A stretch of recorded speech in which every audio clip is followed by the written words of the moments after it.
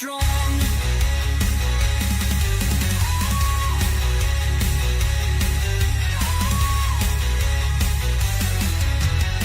The papers fly like shadows in the night.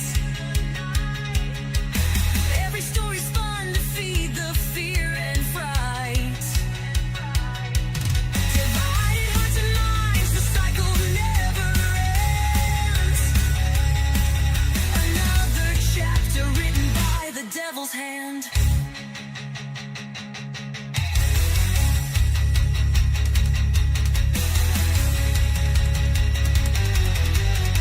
The microphone crackles, the audience is blind, dancing to the tune of a crooked design.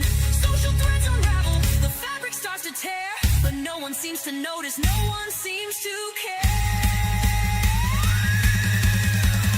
Oh, can you hear the headline scream? A broken world inside his dream. The devil's talking, don't you listen to the wrong. His words are poison, his voice is strong. Can you hear the headline scream? A broken world inside his dream. The devil's talking,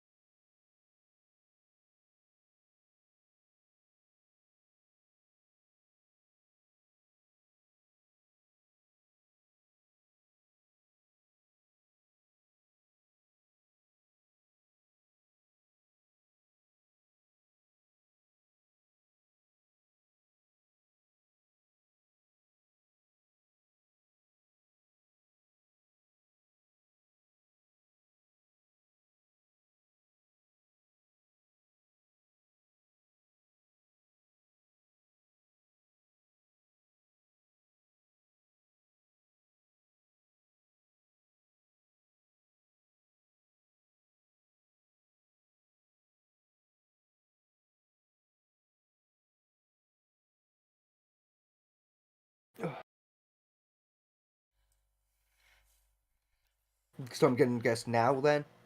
Yes, you're up. Yeah.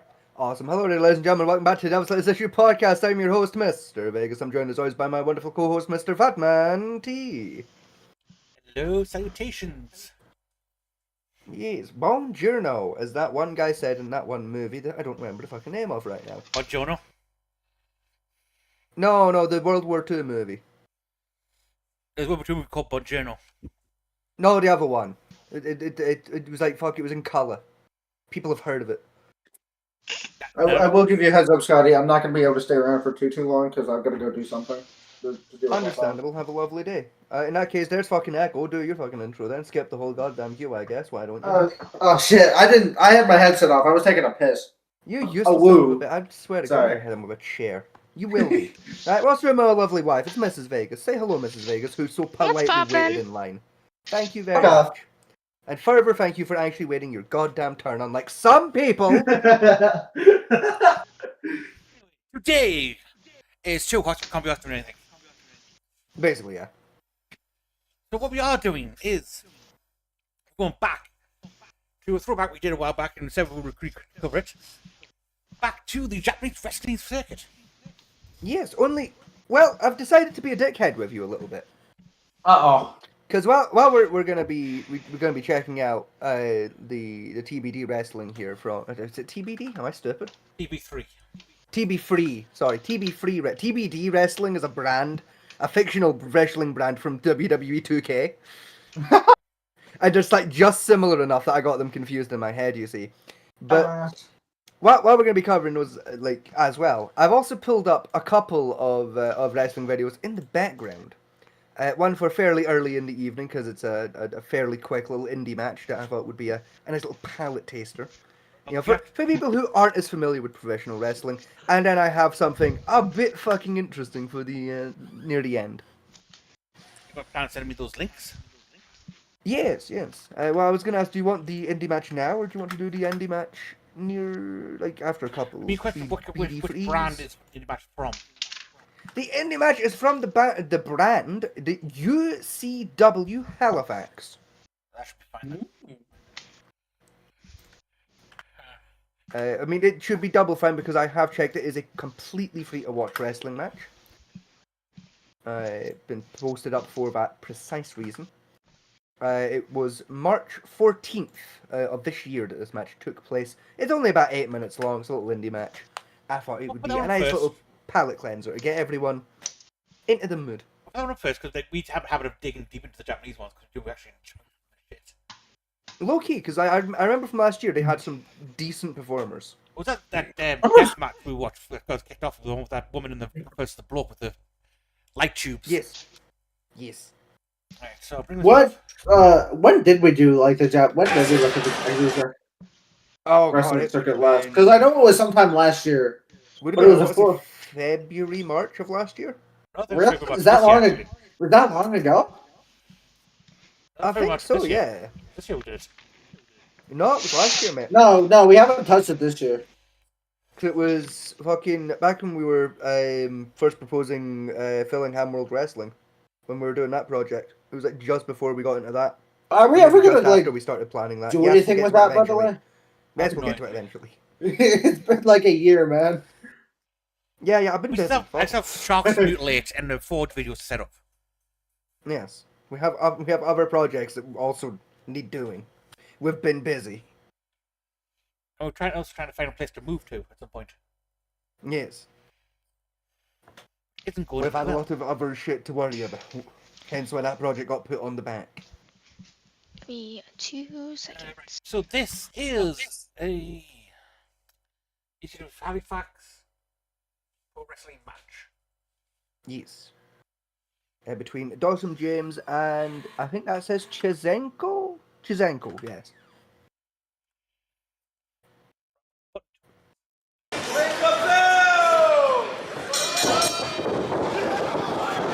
Oh,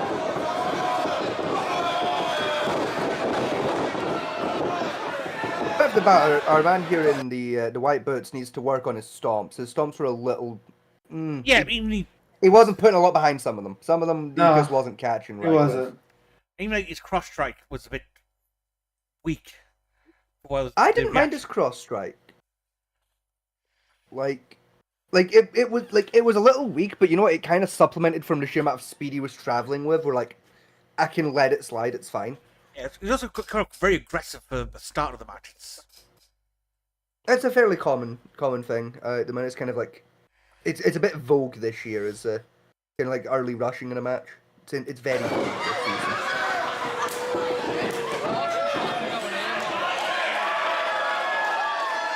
Oh, he's probably his grandma. I reckon most likely is the man in the white boots is like a less experienced performer. Yeah. And the guy in the black is probably like our ring vet. Would be my assumption. That was nice. I'm assuming they're probably doing it over, but to be fair, Batman T, if he fucked up a chop, I would have had serious questions. It was like the easiest thing to fucking perform. We've seen it done. True.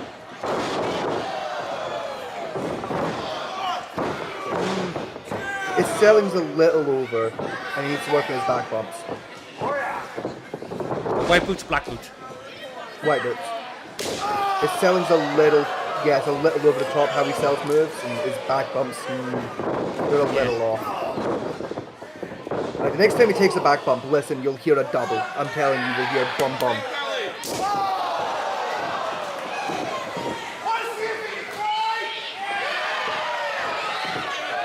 You can cry. Why? Yeah, did you hear the double? Yeah. Like, before he bounced, there was a second, like, that was a triple, basically. His back's hit, then his boots, then his fucking boots again. Let's go, Spryfield!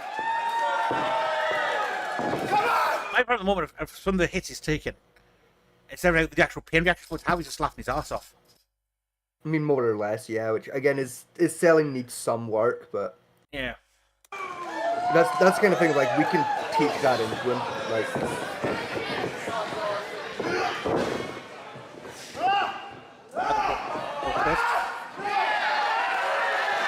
Feet to the bodrum? Yeah, feet to the bodrum.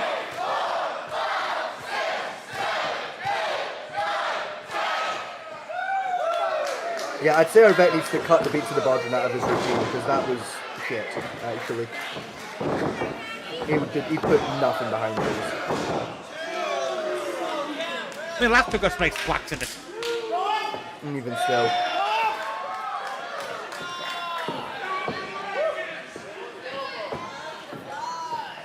Like, I appreciate that he's trying to, like, protect the younger worker, but you need to bring it in a little bit more than that. Nice buckle bomb. Decent drop kick.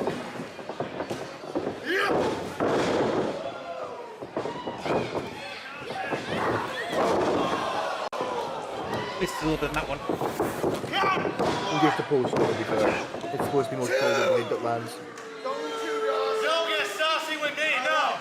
Only two, come on!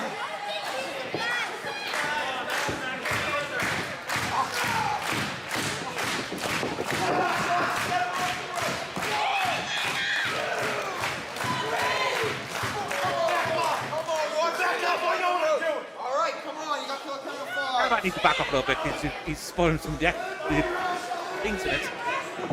I mean, a little bit again, you get used to that with indie wrestling, honestly. The cameramen not being the best at where to put themselves, but... Why am I in? Well, I shouldn't have done. Imagine if just the volumes to adjust them down for the day. Yeah, full blast. that's probably what it is.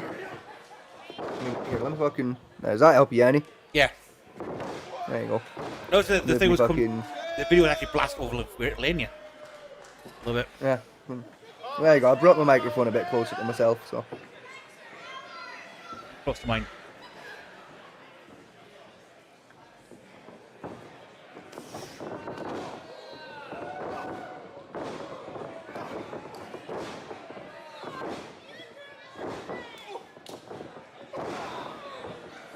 That was a nice headbutt. I'd say striking's not too bad, but... I feel like the striking needs a bit more selling, but that's just from someone who doesn't really know too much about. Mm. It says pro, but it looks like it's like begin pro circuit. Yeah, this is like early pros. It's like your realistically, it's your amateur indies. Yeah. Like this is realistically, this is what I'd call a graduation match, where you've got the guy in the white boots who I don't think is long out of training. Like he's basically just earned his chops and like the right to start performing in front of a crowd. Yeah. And they've put him up against a ring veteran who can basically keep him safe. Well, Like while they test him out. I gotta bounce. Have a good one, guys. No, here's the knuckle. Yeah, I think it's that way. Because Black Boots definitely seems more experienced, especially with these where he's taking the hits. Oh yeah. I mean, again, he's still rough around the edges, but he is several leagues higher than White Boots is at here.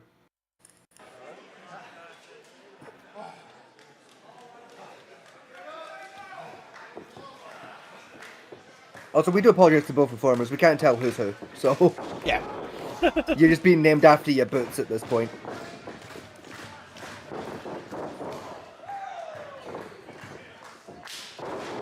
I'm trying to say if you come in the UFC, they go for short colour. Go for boots colour instead. Basically, to be fair, that DDT was a little sloppy. That needed to be brought in a lot tighter. But again, it's a new performer you're pulling it off on, so I can understand Yeah.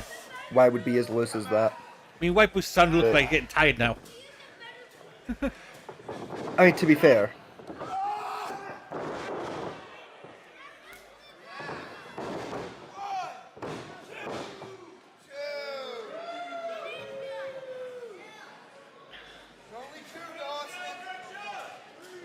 Oh, the white Okay, guy. that's Dawson. The white boots is Dawson James. We've just had that confirmed by the referee.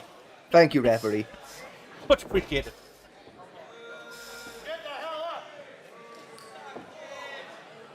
Come on, she said go!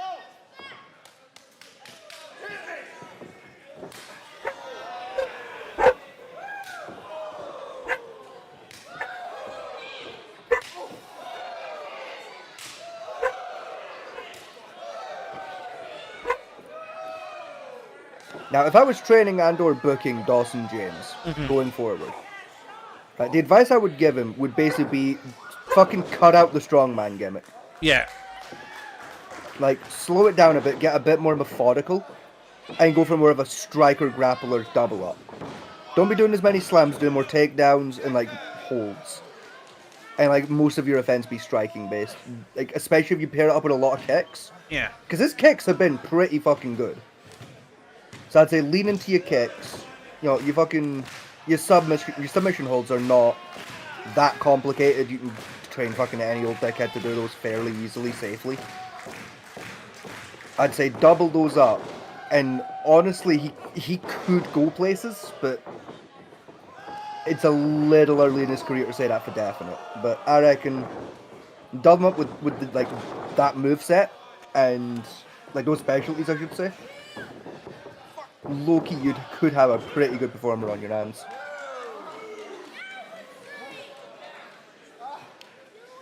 It's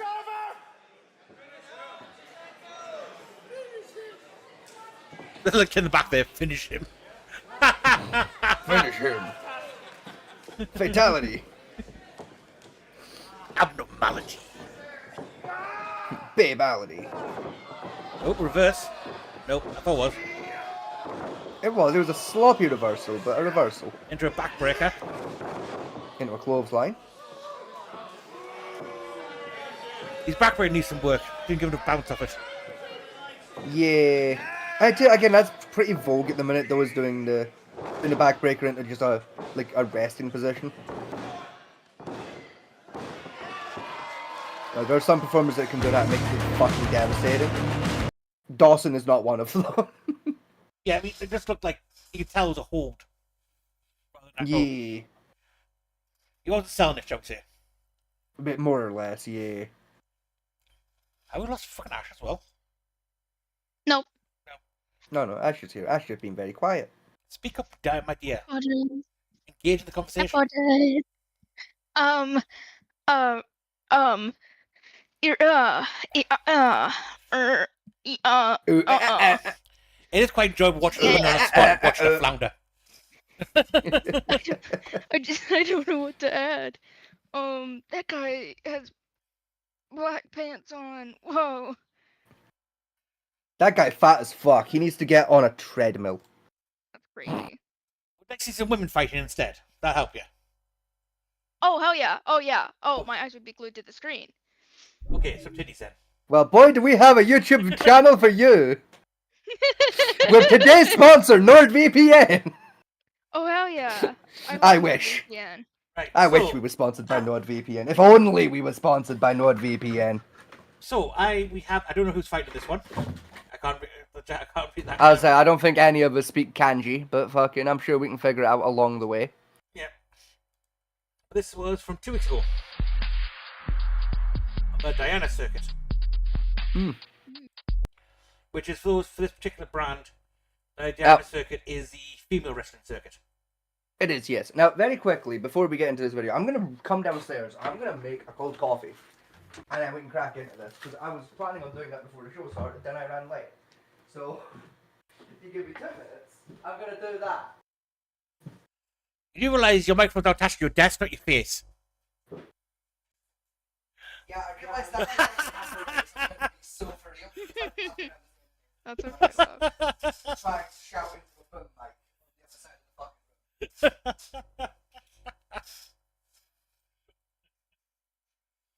room.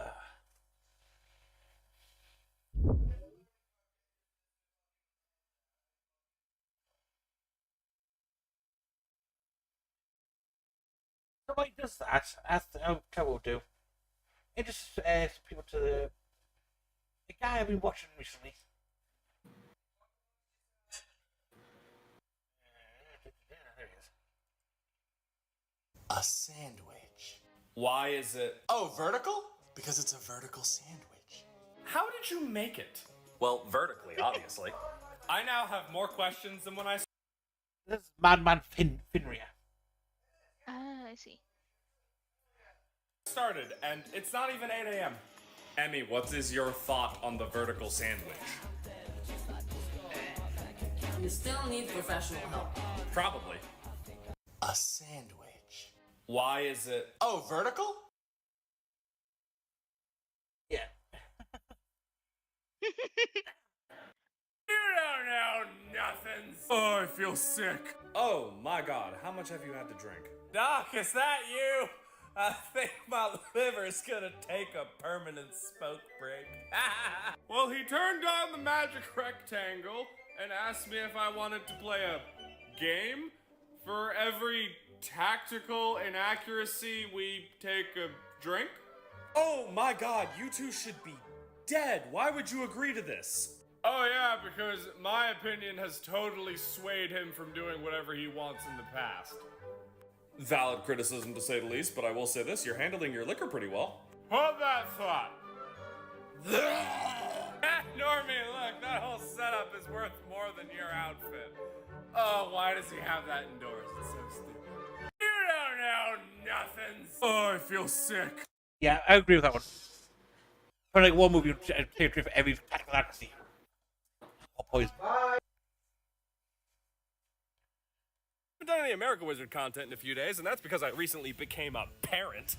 And she's the absolute best. She's adorable, and I love her so much. But there's something strange about this dog. I have my when we cold got coffee. her. She is roughly 9 weeks old now, I would say. Hell yeah. And she is smarter. I than put she caramel should be. syrup in it And she's because I am definitely a the whitest mixed breed, bitch to ever live. But I'm 90% positive she's Second mostly to me, Belgian of Mountain. course.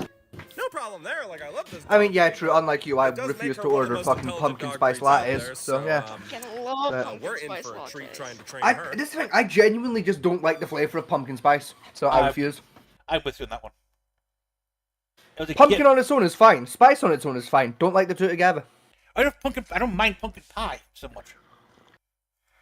See, I don't like it. Right, now you're back. So here we go. This is from the Diana circuit. The Diana circuit of TB Free. Yes. I think that's a Tokyo Battle Wrestling. That would make sense. Or Tokyo Battle Station 3.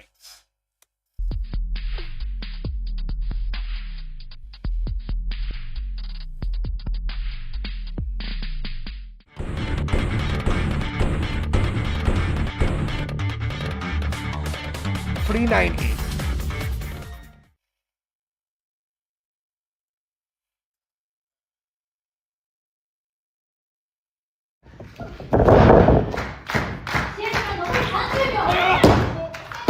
Nice roll up. Have a nice roll up.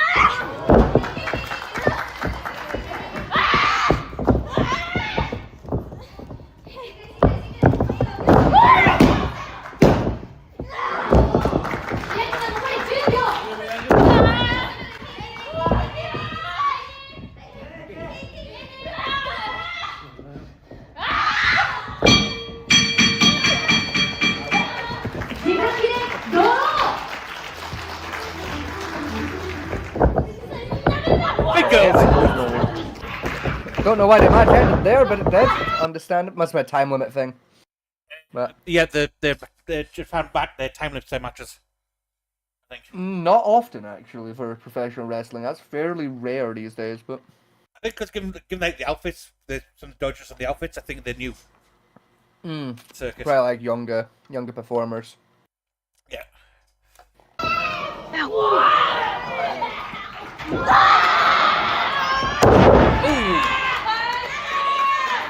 Decent bump actually.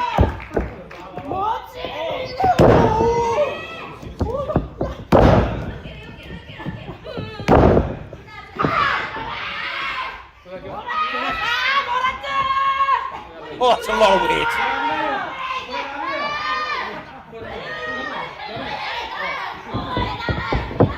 Nah, the ropes do a lot of heavy lifting for you. Her striking needs a little bit of work, if we're honest. But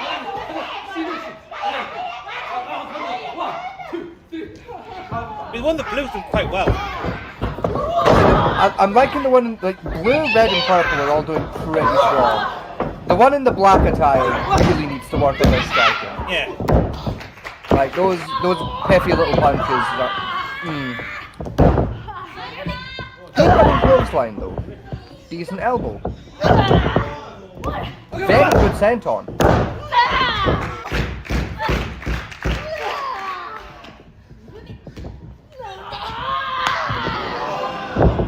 Ooh, that was a nice sound of that.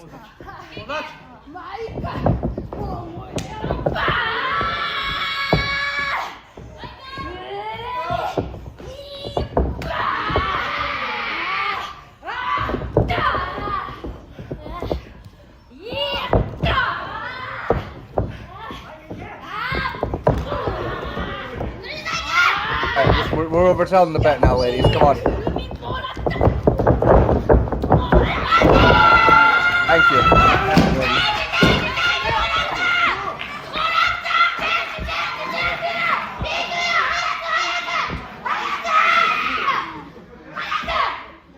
Blue has a lion.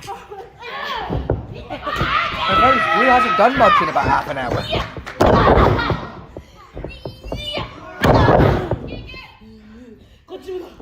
Some good fighting splashes.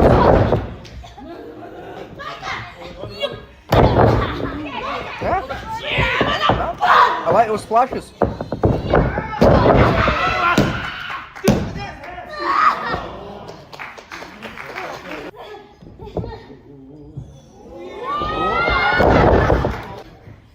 Decent body drop. Decent splash.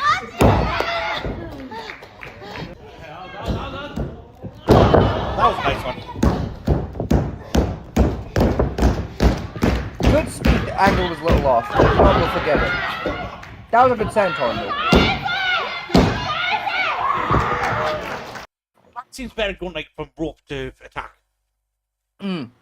She's good at her springboards and rebounds. Yeah. Blue seems very good at selling just about anything really. What I've seen so far. More or less, honestly, yeah. Red's good at groundwork. I haven't seen much of purple, unfortunately, so I couldn't really tell you. I say Purple's basically just gotten their ass handed to them the whole fucking match. Yeah. Purple's a good punching bag. That's what we know so far.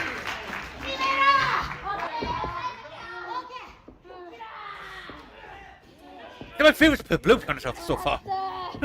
Honestly, yeah, like Blue's got some really fucking strong splashes. That was a real strong lift out. mean, to be fair, the fucking reverse fireman's carry is a motherfucker to put someone in. You got so much less leverage on them Yeah. than a standard fireman. Like, it's a cunt. Nice. That was a very nice one. Very good slam. Again, a good splash. Say Blue definitely knows how to use a body weight. Oh yeah. Now everyone's kick-out games needs dialed in a little bit, but again, to be fair, that's just something that kind of comes with experience and like practice, really. So like, you know, I'm not gonna hold the kick-outs against anyone here.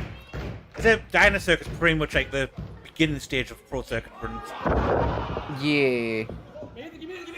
That was a slightly sketchy sent on. I'm not gonna lie. I wouldn't have taken that personally, but Yeah. I'd have had words with her backstage about how the fuck she just landed that, but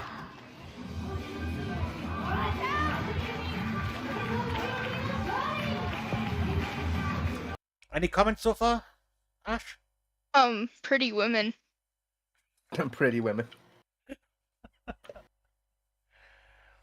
I'm going to keep putting you on the spot now, just because it's funny. It's See, I couldn't say anything because I had my mic muted because I was doing something that I didn't want the fucking live to hear. Oh? It wasn't like that. I'd say, well, It wasn't well, like you fucking that. Try to memorize your national security number or something. Fucking. Yeah, right. We could go with that.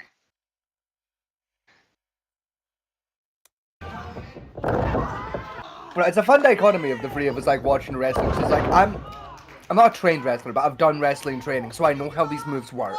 Yeah. Famanti's got a vague idea due to fucking martial arts experience, and Ash has watched like 4 matches.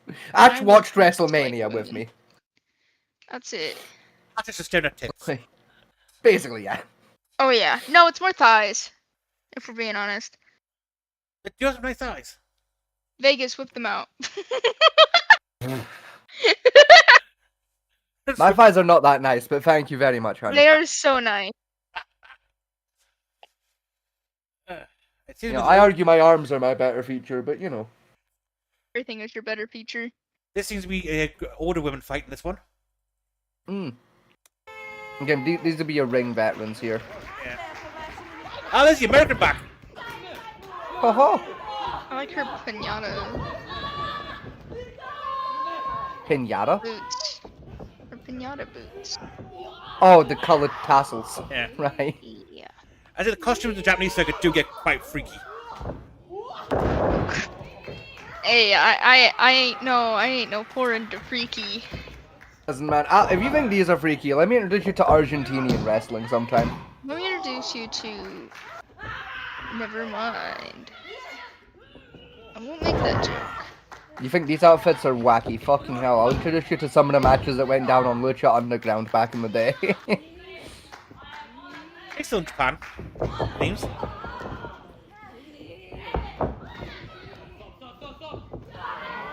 I remember which you wear blue stripes.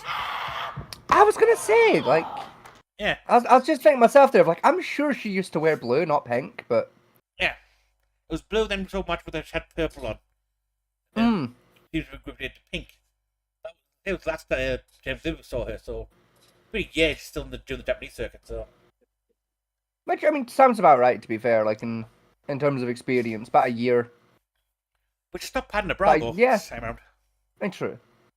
Like, I'd say probably, like, you probably spend, like, maybe 2-3 years down here on the Diana circuit, and... Yeah.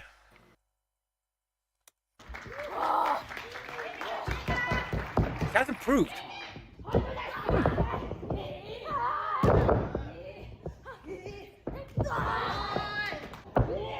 That was a really nice fucking strike.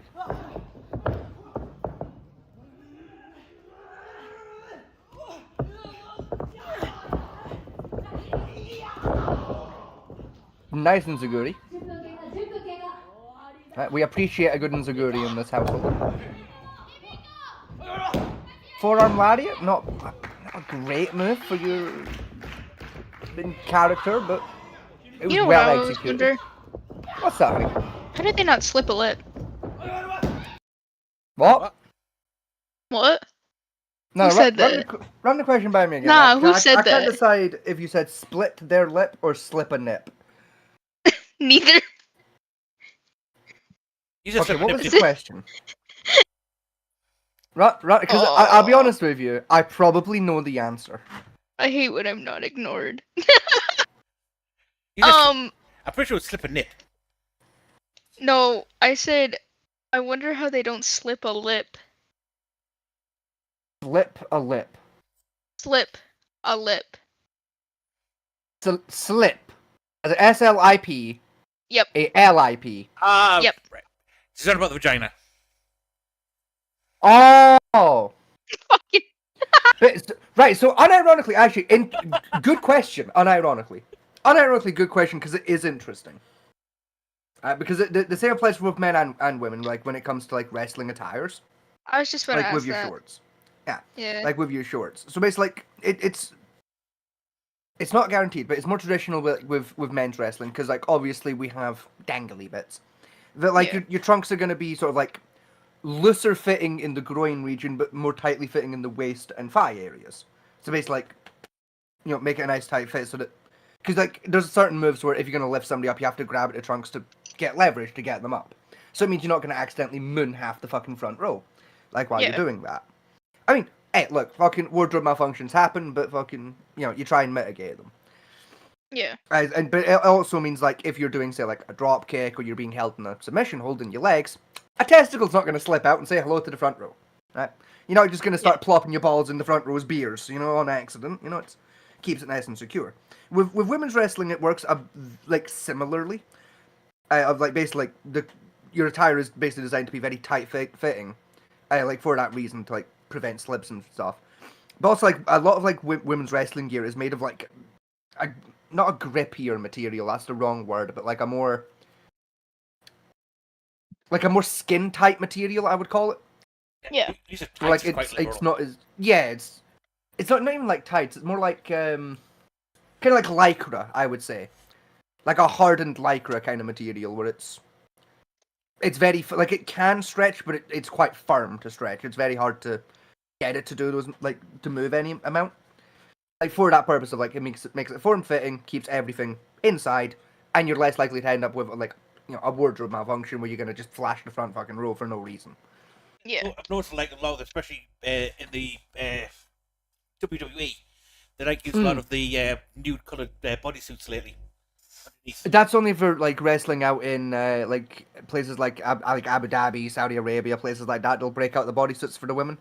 That's just because of like the political climate of those countries. Yeah. Where the rules about what can and can't be on display are very different. Oh no, it's on the Royal Rumble. They were doing it as well. but that's because Royal Rumble this year was in Riyadh in Saudi Arabia. So does that answer your question then, Nash? I think so, yeah.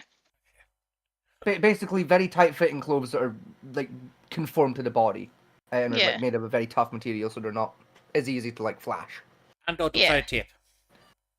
Yeah. Yeah. To be fair, a lot of body tape, like it's an occupational hazard. It's body tape, realistically, in professional wrestling, but for very different reasons.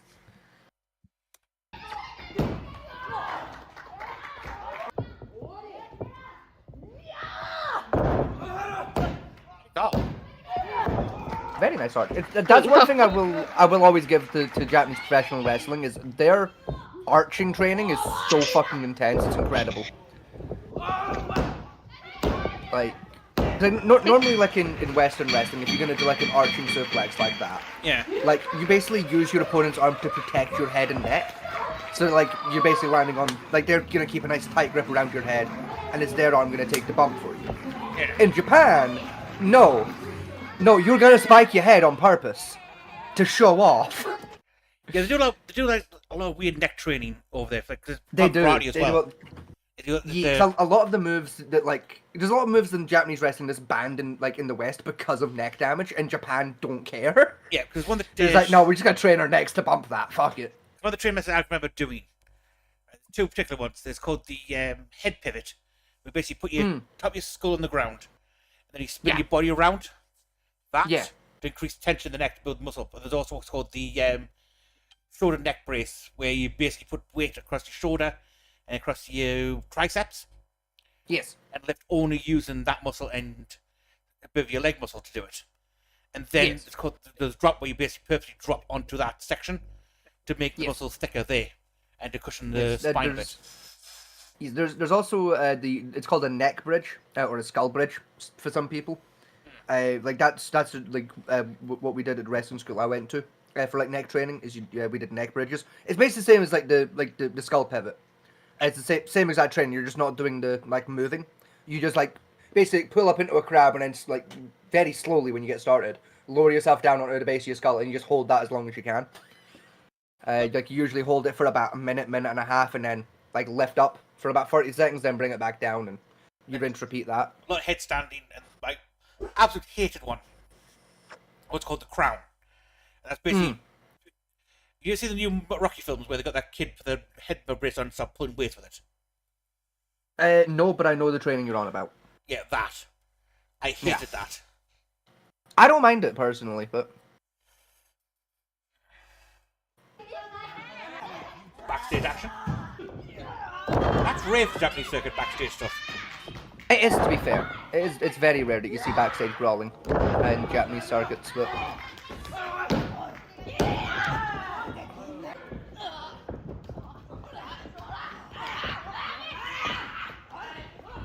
Oh, Red sponsored already.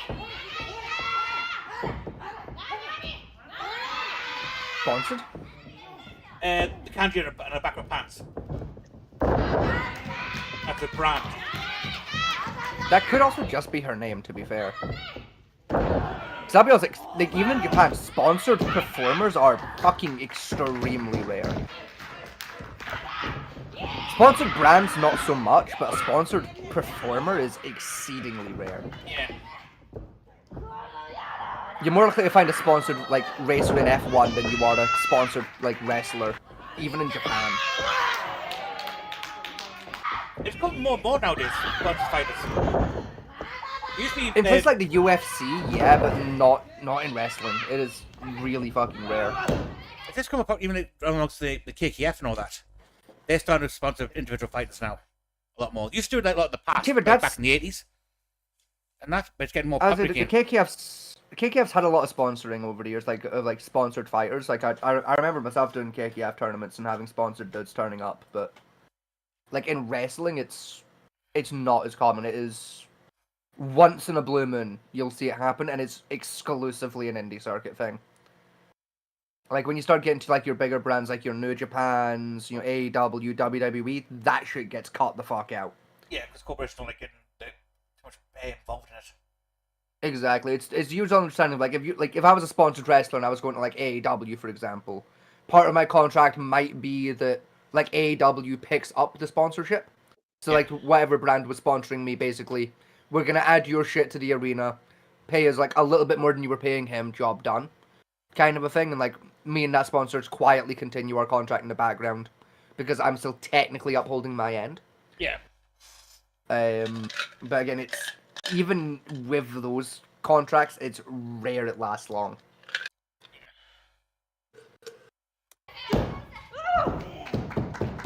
Usually more done for a family thing.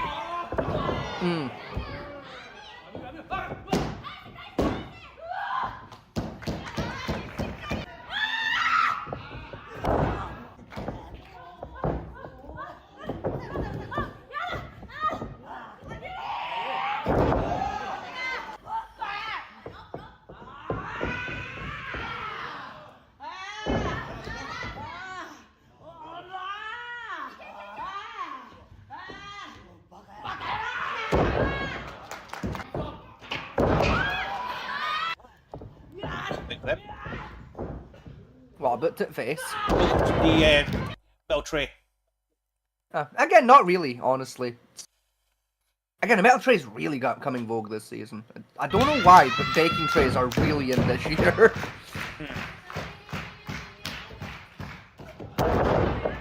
What I can tell, you've got two veterans, Black with tassels and the whatever that is she's wearing on the floor. Colours. Yeah, We're gonna go with colours and arrows. Seems to be the order, whereas Mrs. Phoenix and the other one seems to be younger ones. Yeah, again, a fairly common technique, not just in Japan, just in wrestling in general, is you'll do I believe it's a tag match. Yeah. Where you basically, like, young performer, old performer, young performer, old performer.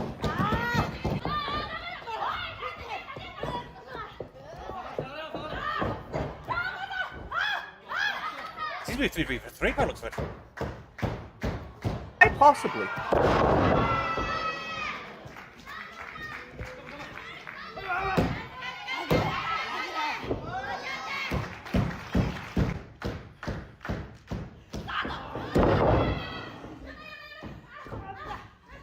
Nice selling that.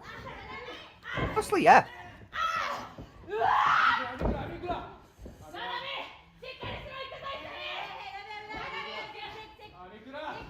Yeah, I think it's a freeway tag. I think there's 3 teams involved.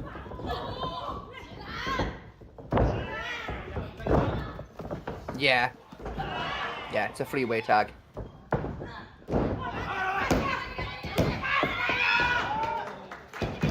Yeah. Interesting format.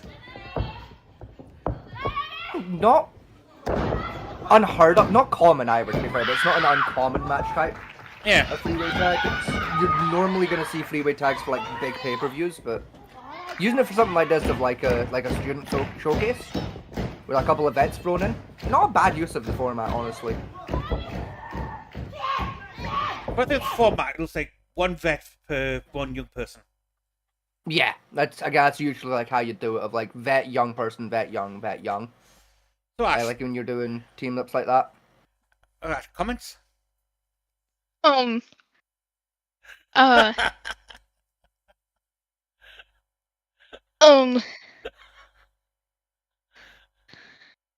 women, am I right? I don't fucking know. It's fun watching you flounder. It really is.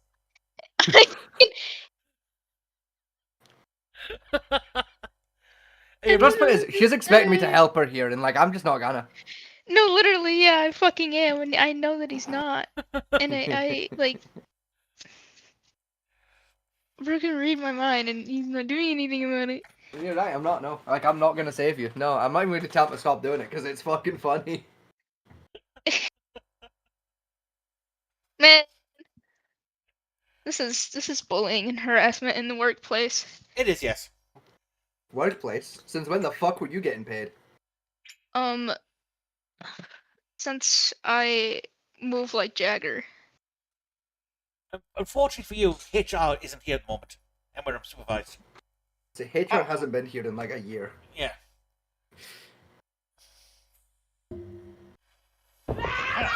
Anyway, for my Also, opinion, my leg is pink now. No, hang on. Run that by me again, sorry, what? My leg is pink now. Why is your leg pink? I put... Okay, it's gonna sound stupid. Don't Oh, laugh. fucking... Okay. Alright, fasten... Buckle up, boys and girls. When my wife says that, it's gonna be fucking interesting. Okay, hang on. Hang on now, let me fucking... Ready, fucking chugga, chugga, chugga, chugga, chugga, chunk. Chugga, chugga, chugga, chugga, chugga, chugga, chunk. Chugga, chugga, chugga, chugga, chugga, chugga, chugga, chugga, chugga, chunk. Okay, fucking seatbelts fastened. Arms and legs are inside the vehicle. Fire away, honey. The floor is yours. we have snacks.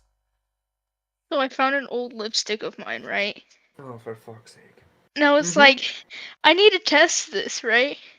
I was like, I need to see if it matches my skin tone at this point, right? Mm-hmm. And then I started putting it on my leg, right? And because I'm an artiste, I just kept fucking going with it. You do realize when you do that, you're supposed to do it in a part by the exposed sunlight most of the time. Since your face that is as well exposed to as, exposed sunlight. That's what you know how like lipstick isn't supposed to be the same shade as your skin tone. It's supposed to be a contrasting or complementing. Yeah, that's what I meant. But I'm not dumb. You I painted just your have leg in lipstick lipstick. all over my so leg. yeah, remind us, what colour's your leg right now again? Not dumb. I just have lipstick all over my leg. There's a difference. You're not dumb, just then truth of thoughts win out all the time. Yeah, exactly. You're going to be so much fun playing D&D with. Yeah. Oh, she you have is. no idea. Yeah, I'm going to be God. I'm going to bully you intensely with the truth of thoughts. It'd be brilliant. Oh my god, I don't know how to wash this off though. I'm low key. It's oil based. Oh, God. It's not coming off. It's staining. Yes, It's supposed staining to. so bad. You get makeup remover, honey. Get some That's alcohol. I don't have any, and also I'm allergic to all of them. How are you allergic to it's alcohol? How are you allergic to alcohol? Because I have sensitive skin. I'm a Pour fucking sensitive vodka lady. on it, job done. I'm a sensitive lady. How are you? How can you possibly be allergic to fucking I have fermented sensitive potato skin. water? What do you mean you have sensitive skin? What if I start bullying you, your skin gonna cry? Yeah, I fucking pointing do and it. laughing, fucking ha do it. ha, I like you're it. a woman, ha. Yeah. Fucking your arm Oh, just I'm breaks so out in close. hives. Is that what happens? Fucking sensitive fucking skin. Load of nonsense. You haven't been Never My heard good. skin such- might be sensitive, but I ain't. Never heard such twaddle along the lines of sensitive fucking skin. Fucking sensitive. You have fucking sensitive skin, don't you? No, I don't. What the fuck? Technically yes, but not to chemicals. My skin is sensitive to impacts. See, I bruise worse than most people do. My skin is sensitive to impacts. I could try and say my Like, skin's sensitive, close. but I've literally dipped my arms in acid before, so. Who fucking hasn't? haven't. The fuck? I put acid in my eye, but that's different. That was alkaline, but yeah. Well, you It see, is in acid. you see, No, bleach is an alkaline, but in same the kitchen we have a difference, thing it's called a Grim Reaper, which is It was hydrogen peroxide. Yeah, which is an alkaline material. No, honey, hydrogen but peroxide is acid based. not when it's based. used in bleach. Not when it's used in hair dye based bleach. Anyway, Yes. as for me dipping my arms in acid, in the kitchens we have a thing called like a Grim Reaper, which is literally a vat of acid you dip things into to clean them.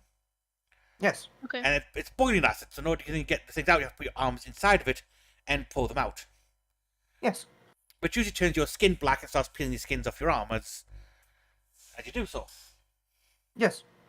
You are supposed to wear gloves for that, but it takes too long to get the gloves. No one. I don't think anyone in the history of ever has worn a glove to use a Grim Reaper. I had a chef that insisted on wearing the fucking gloves. And that. I mean, fair enough to the guy, but also pussy. He was a pussy. I'm not denying that. He drank herbal tea in the kitchen. Yeah, no, he's a pussy. Yeah, no, Good I'm be writing. honest.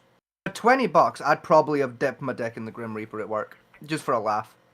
Hey, I know somewhere else you could dip your dick in. Not over here, since that doesn't work. As well, I'm gonna be honest with you, honey. If your pH levels are on par with a Grim Reaper, you should probably go speak to a doctor. Honestly, that's I think I'd be fucking dead first.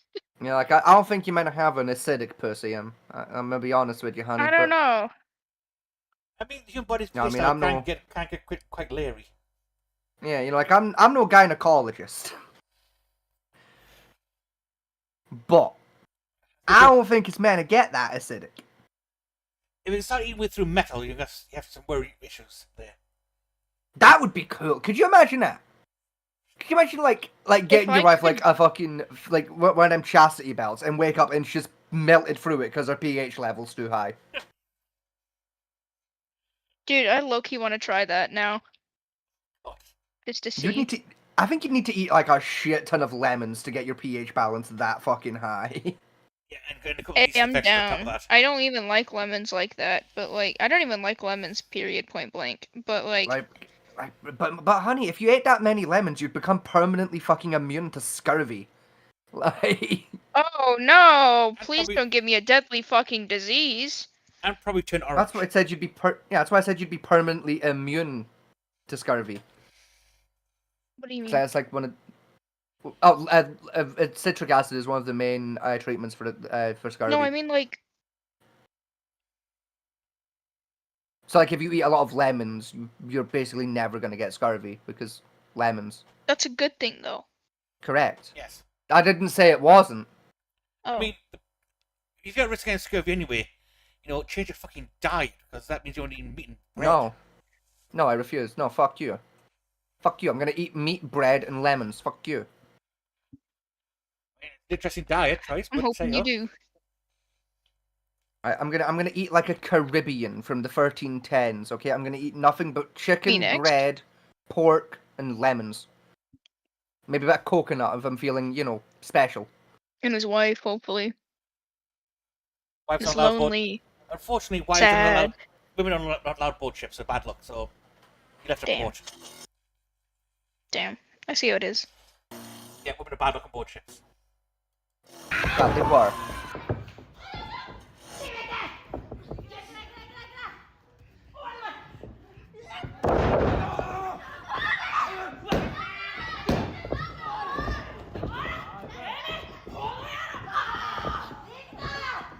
So this batch, my favorite one so far is orange.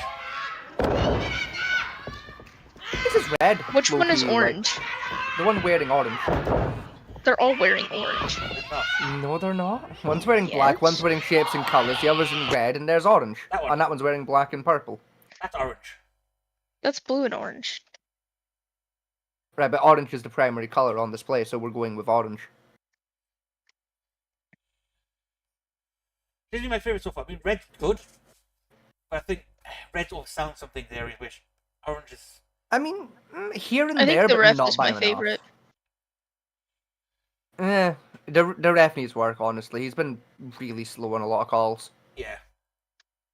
I'll be honest, I don't- No, I just like his reactions to shit. I mean, fair. I don't think he needs a new ref, to be honest. I wouldn't say no, just inexperience. Also, my leg isn't pink anymore, if any of you were wondering. I put Dawn dish soap on it. Fair enough to you? See, that girl's wearing orange too. Oh, wait, that's the same girl. Never That's mind. the same Fuck. girl. Shut up. No, it ain't. That's orange tassel. No, they're different! I knew it!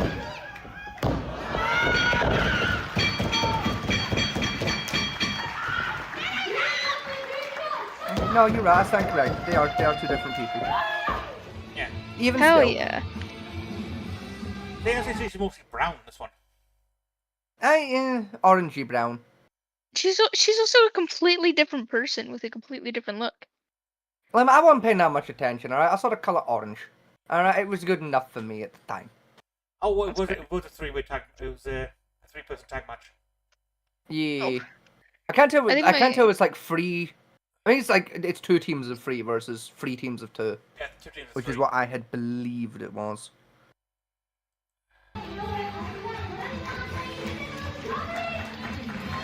Even then, 3-on-3 is more of a pay-per-view kind of a match type, but still not a bad one.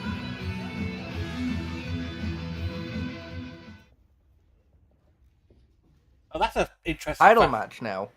Yeah, that's fashion choice. I really like the blue one.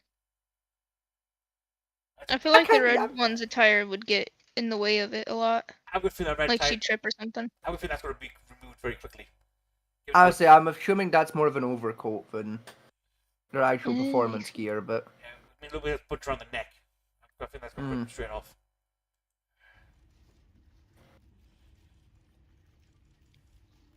The belt match, so.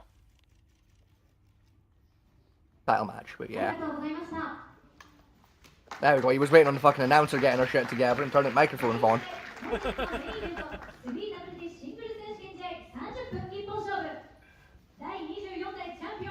She has the belt by the looks of it. Oh, red back. The yellow t-shirt on.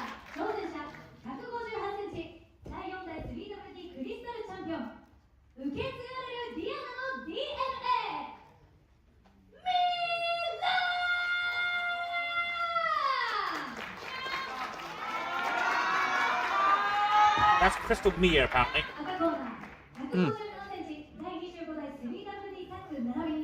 Yeah, we're just gonna go with colours, honestly. It's easier, right? We've got blue and red, alright, fuck it. Alright, boxing rules now, it's blue versus red.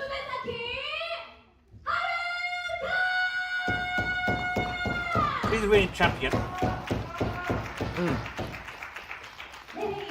You know, reigning, defending, etc, etc. Yeah.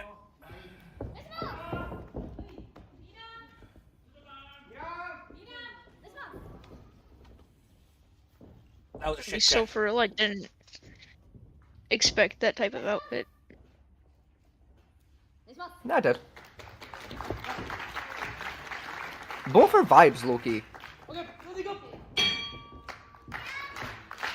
Like the pauldrons, like I've not seen pauldrons for a long time. Loki, I've missed them as a gimmick. It's nice to see pauldrons making a comeback in the wrestling circuit. It is vibe. I was just about to ask the stupidest question. Okay. Oh, I don't know about that one, honey, but you know. Oh, why'd you pause it? Because we want to hear the stupidest the newest contender for stupidest question award. I was gonna be like, what? The Echo's not here, so Oh, awesome. So I'm the new person getting bullied. Basically, yeah. Fair. So I was gonna be like, why are they wearing tops? And then I realized that they have boobs. Yeah, they're women, yeah. Yeah. Yep. So what was the question you were asked? She said, I've just been asked the stupidest question. So what was that? What? You said you had just been asked the stupidest question. So what was said stupidest question? No, what? I did? Yes, you... gonna run right for this again. You had said, and I quote, I've just been asked the stupidest question. No, I said I was going to ask the stupidest question. No, you said you have just been asked the stupidest question, but Oh. okay. My brain's tattletelling on myself, I guess. Shit. Yeah, the reason they're wearing tops is because they're women. Yeah, no, I know. I forgot that men and women are the same in that region. Well, to be fair, we both have tits. It's just society doesn't care if a man has his tits out. Yeah, sadly. yeah, the male nipple isn't sexualized. Yes, for some reason. Yeah. I have so many things to say about that, but we'll move on. Go ahead, say them. Speak your mind. Aw. It's a safe space here. No, don't get her on another feminist soapbox. I have to deal with these conversations every day, please. No. Famity, why? You're supposed to be my friend. Please. Because you remember, I like bullying feminists as a general rule. Yeah, fair point. Never mind. Fire away, honey.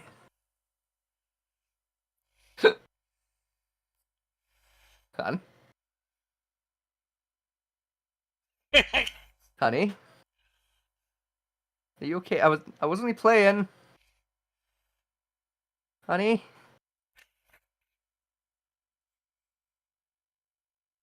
Absolutely terrible timing for my computer to absolutely die. No, literally. I thought I'd like actually hurt your feelings for a minute. I was about to fucking DM your ass. I know, no, you never do. You guys are the sweetest. No, I didn't mean to do that. Well, except last week when I straight up actually hurt your feelings on accident. But you know. Okay, well you didn't have to say that during live. Well, you didn't have to make be mean to yourself like that. So, feminism. It's a misunderstanding. Feminism marches forward. It's bullshit. What? Fight. 9% of false-way feminism crap that comes out is bullshit. And poorly researched at that. Pull back. What did you say? Oh, she's deaf as well. That's great. Yeah, Just a little bit. 90% of false-way feminism stuff that comes out is utter bullshit and poorly researched. Well, duh, it's the internet. No, this shit comes out of universities.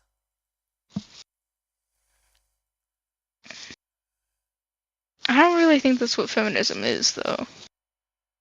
I've dropped a fucking sharp. I mean, a popular feminist journal published a paper, which was written just as a piss take, right? And basically what they did was replace all the words in Mein Kampf from the word Jew to man. And that was published in a feminist journal. Weird. Then you've got the crap with the pay gap, for this, which is just a bullshit metric that doesn't exist. I mean, legally speaking, kind of no.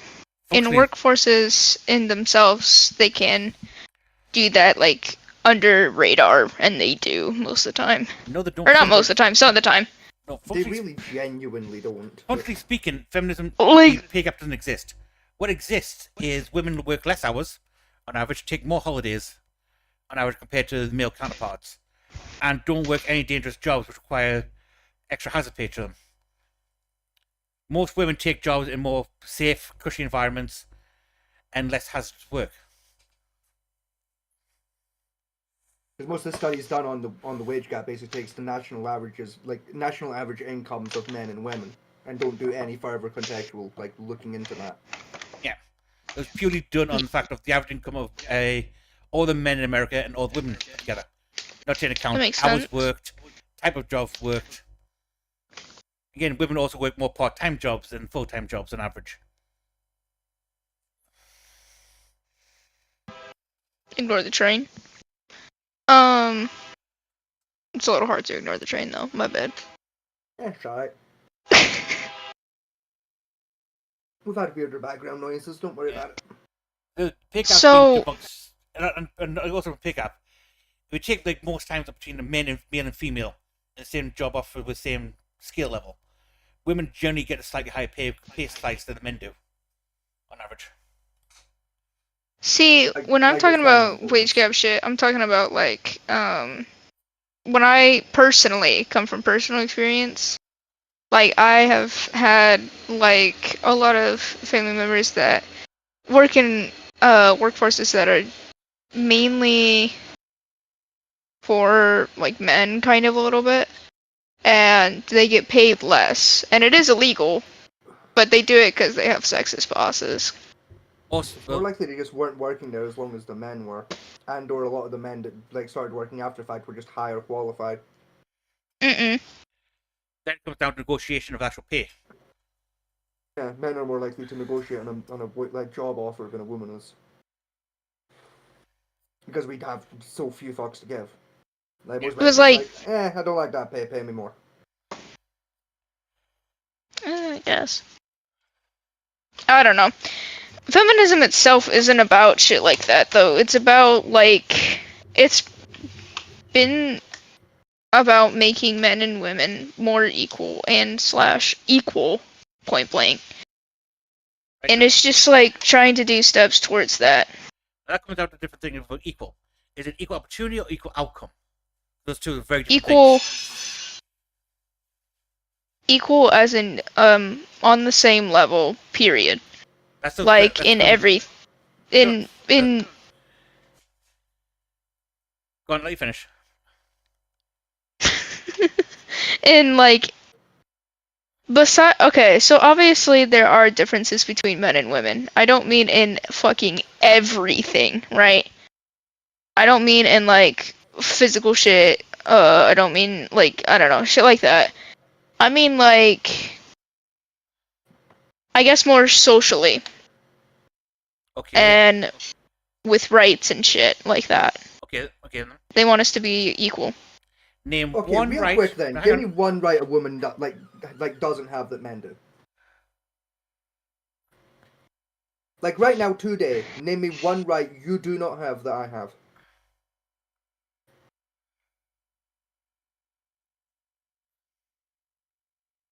Alright, hold on. Okay, well, hold on.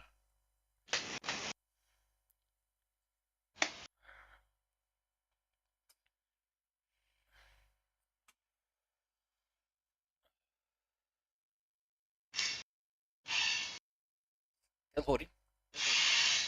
Like,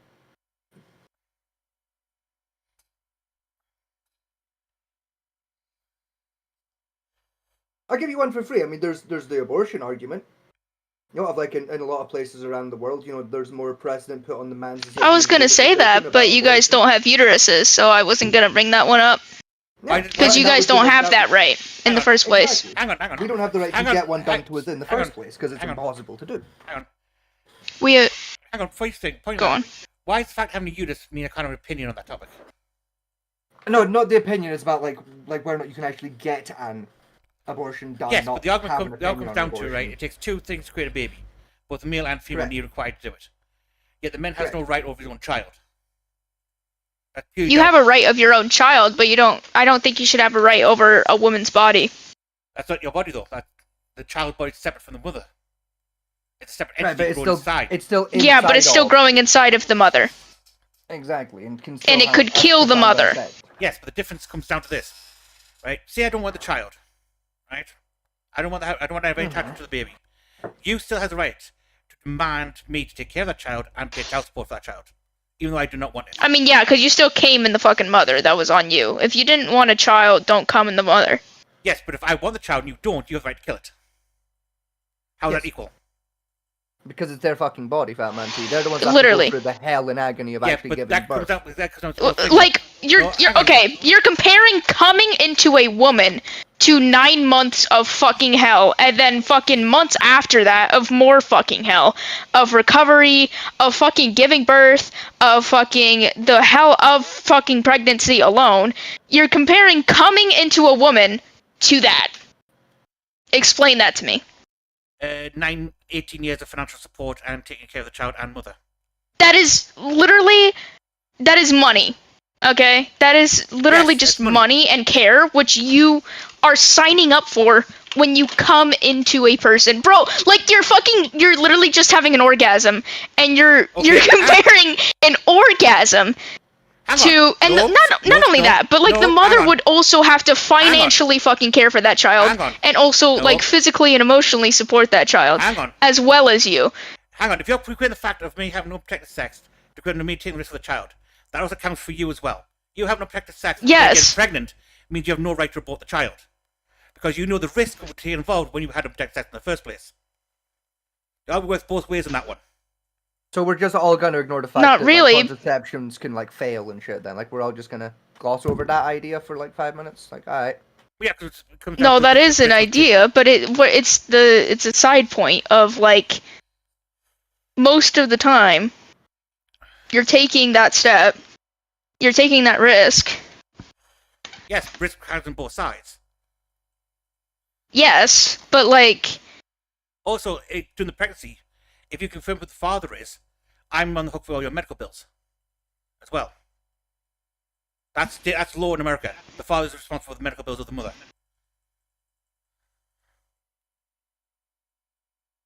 I feel like the sensible solution to the entire fucking issue is just like, you know, people should have that conversation before they have unprotected fucking sex. But hey, Yeah. maybe I'm just delusional.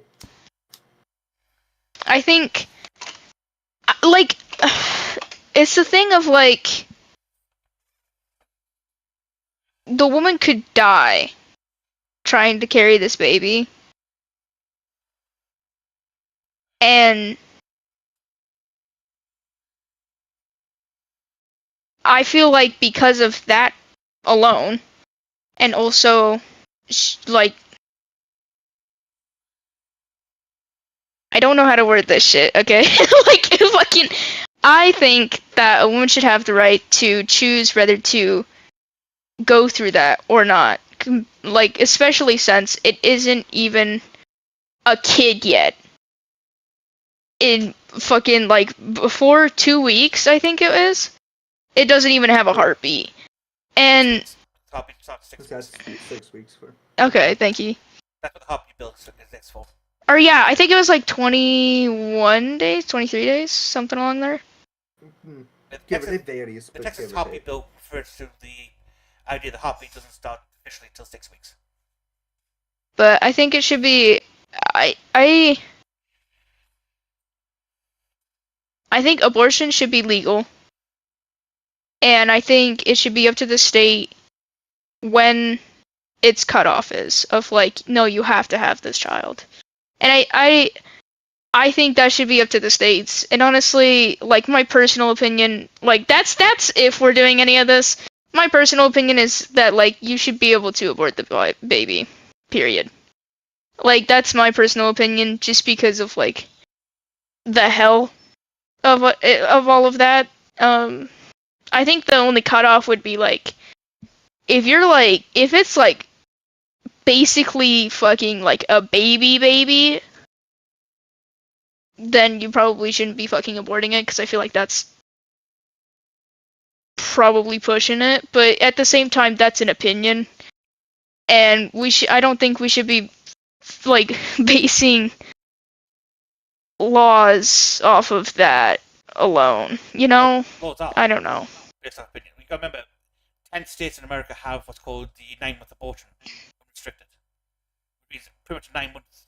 9 months you be pregnant for, and you can still abort the child. Yeah, I think that maybe should. I don't fucking know about that, but it's just like I think abortion period should not be like illegal at all. I think there's so many fucking circumstances with that doing that would just be wrong on so many levels.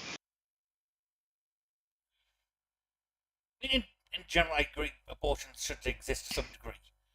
I also agree it should be limited as well. To the point where it shouldn't be a case of, abortion anytime or for any reason. I know, I do. For me, the only cutoff for abortion is just like time. Like, if you're in the third trimester, you know what? You had your fucking chance. Yeah. You had fucking 8 months to fucking notice. Like, nah, you're taking the piss now. Yeah. I think the abortion actually follow the rule of the British rule, which is up to the first trimester. That's when the brain matter. Even second, I don't mind. Like. Yeah, same here. I think it should be cut off when it's like basically almost out of you, anyways. You know. We got to remember the second trimester, the child is fully formed, just growing in size at that point. So fully formed brain stem, all functions. It's just basically growing in size at that point. Yeah, still. First trimester. That's still argue like. Yeah, same. As long as you got like more than like 2-3 months left before it's gonna fire at you, go for it. Fuck it.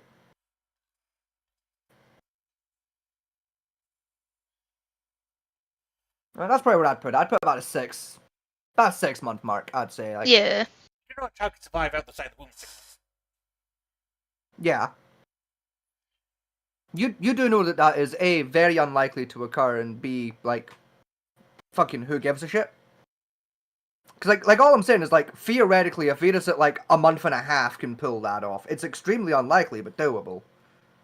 You know, like, requires a lot of trickery fuckery in the medical department, and is turbo illegal to attempt, but it's doable.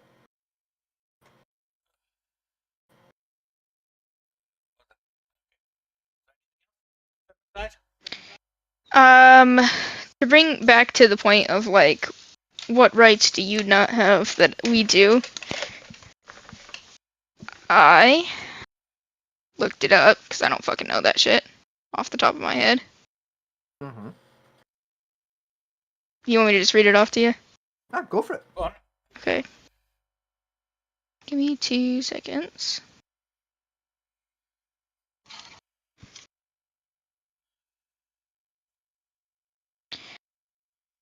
Okay.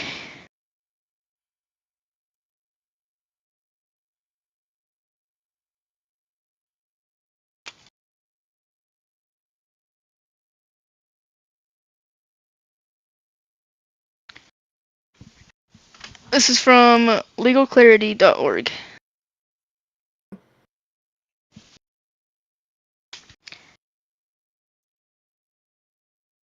No constitutional guarantee of sex equality.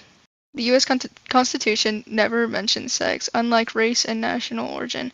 Sex is not a protected classification written into the document itself. The 14th Amendment Equal Protection Clause has been applied to sex-based discrimination, but only through court decisions that began in 1970s. In 1971, the Supreme Court first struck down a law for discriminating on bias of sex in Reed v. Reed, finding that an Idaho statute giving men autonomic preference in a state administration violated equal protection.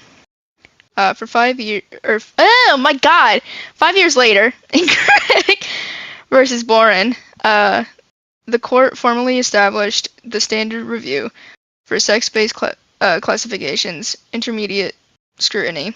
Under the standard, a law that treats men and women differently.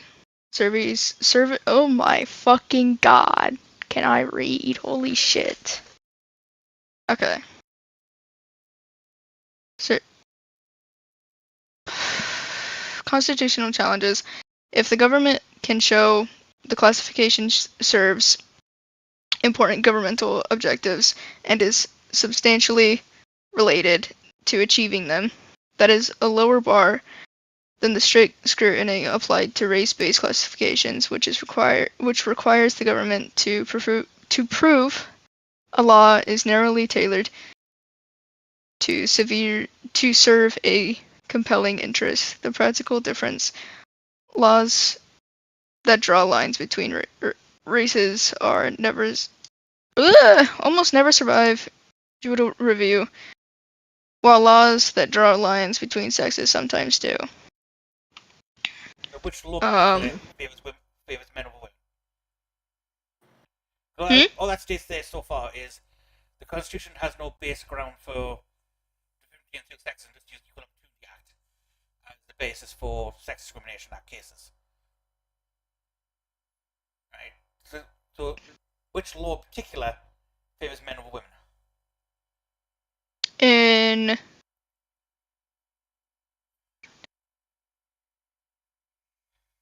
It says in Reed v. Reed. Reed v. Reed was an abortion case.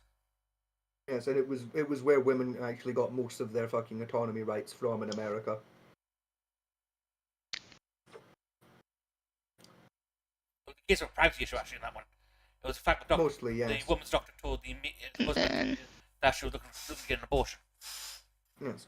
And then it says Craig versus Sporen. That was a divorce case. Then the male had the right to inherit more, to get more of the divorce than the woman, because he put more into it. Okay. I mean, I can give you a law that does favour women over men. Alright. The draft. Yeah. In order to vote, men must sign up for the draft and book a duty. Women don't have to. Effectively speaking, women are immune to the draft.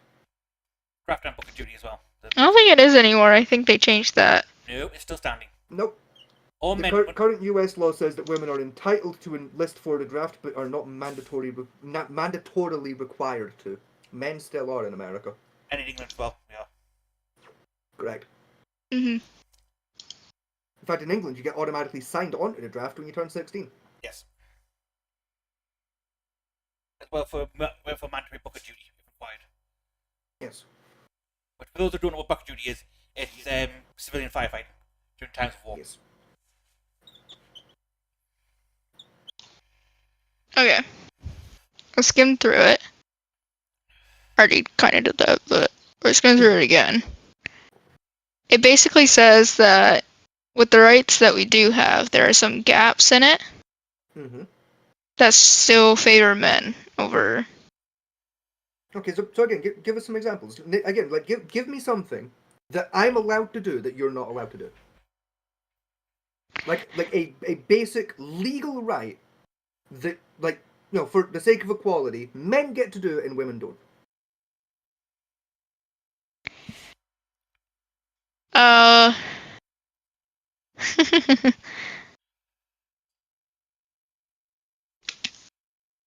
Alright.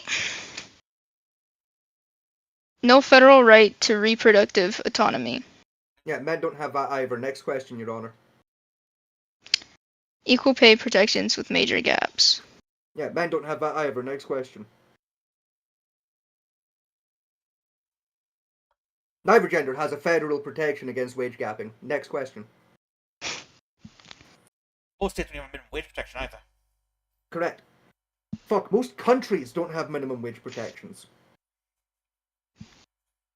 No right to paid family leave. Men definitely don't have that. Neither do men. Yeah. Women actually, no. Under state constitution and federal, women have the right to paternity leave, paid paternity leave. The caregiver penalty.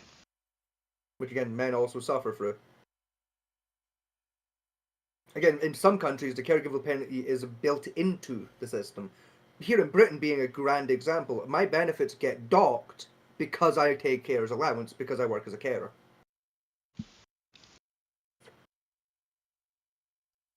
Because I'm a carer, I'm theoretically entitled to over £800 a month in pay. I get over £300 taken off because I get carer's allowance, putting me to a median average income of about £360.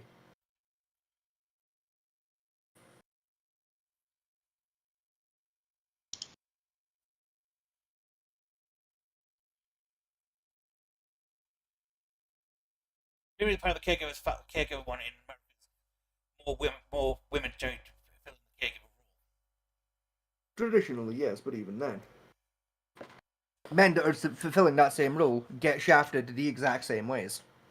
In some cases, they're more likely to get shafted, actually.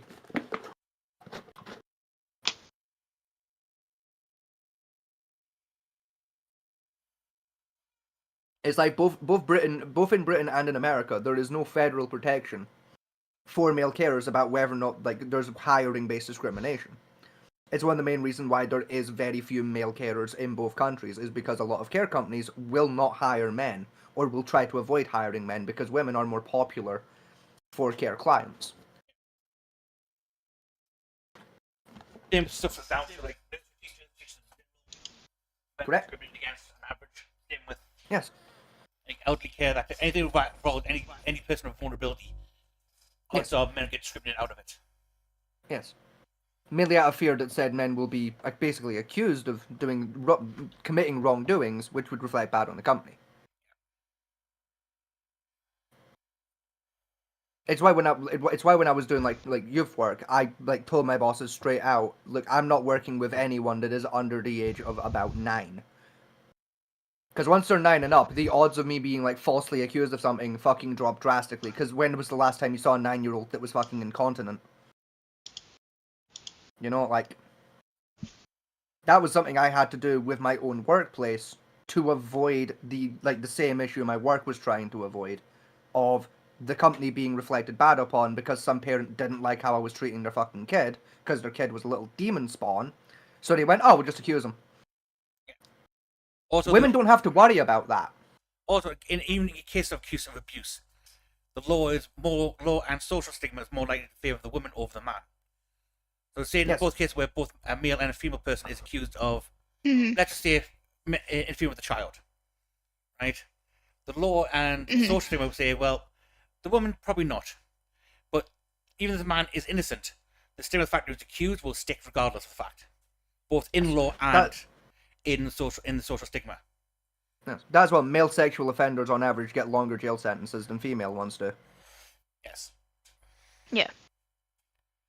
Almost double the sentence. Yeah. So remind me, where exactly in society are women unequal to men? In the sense that women are downtrodden and don't have as much of a fair fucking shake at things? The only one I'm willing to grant anyone is combat sports. And even then, that shit's getting better, because there's now women leagues, where the women can fight each other fairly.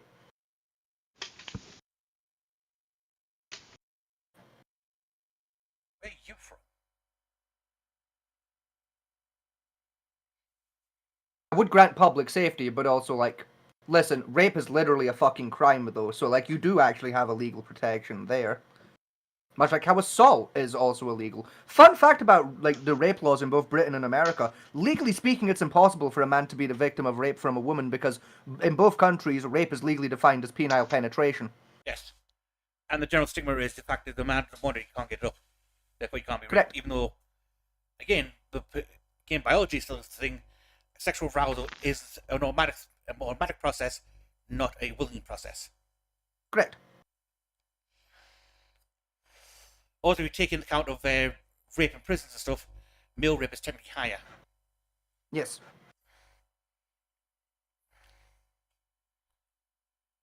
Because it's the only way legally for a man to be raped is for another man to rape him. Yes. So there's another advantage women have in society. They can do rape, and legally there's very little that can be done about it. And even if something is done about it, legally speaking, they'll get a lesser sentence than if a man did it. Also, under police policies, even down to DV cases, say a police get caught domestic violence case, under state policies, the man is already assumed to be the aggressor. Even if the man is the victim of the assault, the man is assumed to be the aggressor, and even in cases where he is proven to be the victim, it's him that's expected to leave the property. Though that is getting better now, but it's still in most states that way.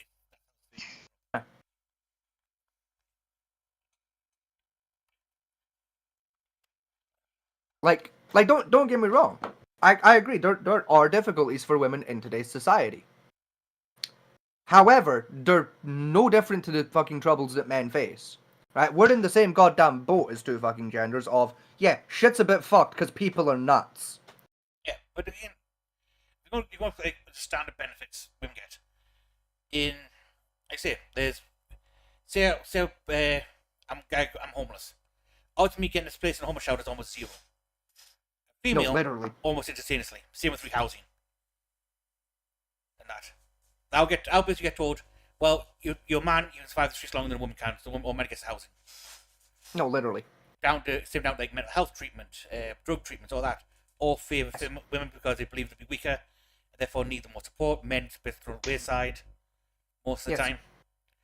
Again, Like when I was in the homeless shelter a few years ago, I was one of only 3 fucking men in that shelter. One of them only got in because he lied about being transgender. Right? Out of the 3 of us, the transgender guy got fucking rehomed. Me and the other dude didn't. Yeah. One other dude came in the entire fucking time I was there. I was there for what, 6 months? 6 months roughly, yeah. Right? We churned through 14 people in that shelter. 4 of them were men. 4. Out of 14. Also, the custody cases also favour women. Even if it's proven the woman's a danger and being on drug, alcoholic, courts will still favour the mother over the father. In about 80% of cases. Yep. Automatically gets, even in any divorce case, where they separate, the mother automatically gets custody over the man. Physical and legal custody. Until you go to court and then you have to fight in court for it. And even if the man proves that the woman was still a useless twat for the child, he'll still get labeled saying, well, you should go with our child needs his mother. You should back off. Yep.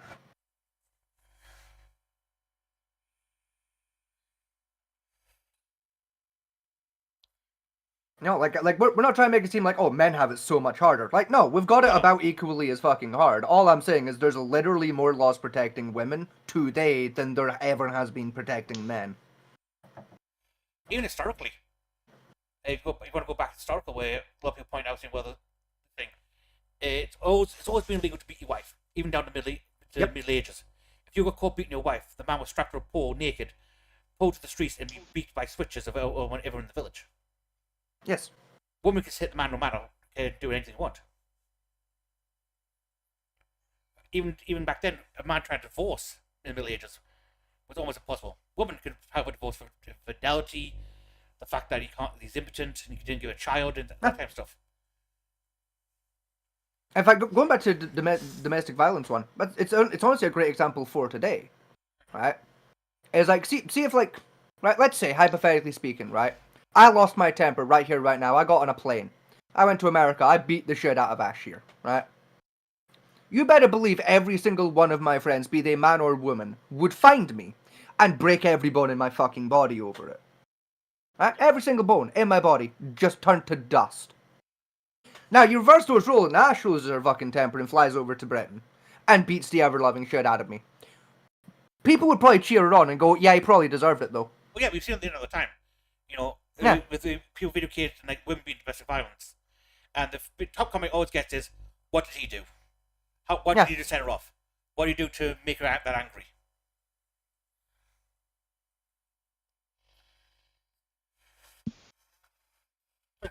So I'm not trying to do this conversation like I'm being an asshole or anything, but like I'm just looking for someone to explain to me, like, what's the fucking point anymore with feminism? Like, y'all motherfuckers won. You won 100 goddamn years ago. Like y'all got a way better shot at life than most fucking men do. Like, what's the complaining at this point? Third Wave Feminism pretty much fixed all the problems that legally women had. That was back in the 70s, Third Way. Yeah. Fourth Wave Feminism, when with everyone, they want equal opportunities for both men and women. So equal opportunities to get the same job, that type, and do the same work. Right? That was supposed to be the point. Fourth way wants equal outcomes. So, say a guy works in the law office, been there for 10 years, gets paid 100 grand. With what Foreman works is they want the new woman hire, who's like 20, to come in and earn that 100 grand straight away. And like, no, you've not got the fucking working experience to be pulling in 100 fucking grand. And that's what the main difference is. And when you hear them talk, I mean, like I say, I've gone through loads of like feminist, what's the right word? Arguments? Arguments, fucking debates, Talking points? Lectures, that type of stuff. And most of the fourth way stuff always comes down to the case of, well, he gets paid more than me. Well, how long has he worked at that company for? Well, he's been there 10 years. I only started last week. Fuck off. Also, real quick, I'm gonna go for a pee. I'll be 2 minutes.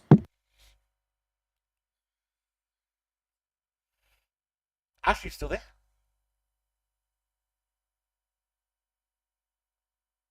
Hello? Hon?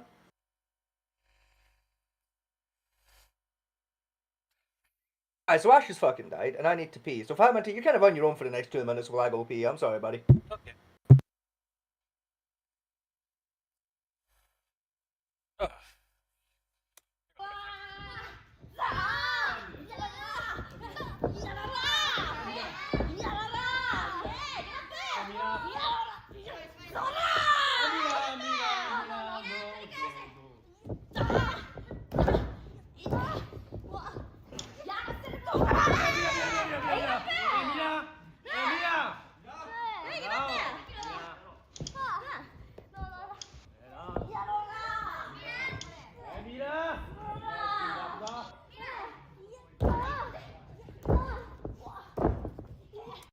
You there? And Ash!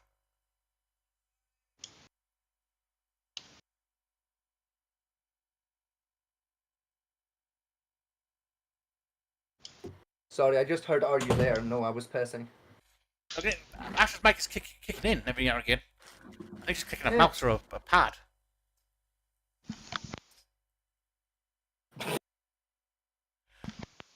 Sorry, just a rustling noise of a mic getting muted. So that fucking caught me.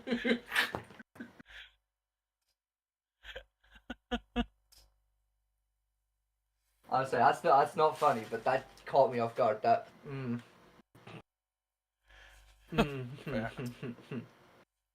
Yeah, we're probably in trouble, but it's alright. I say we. I'm probably in trouble, but hell.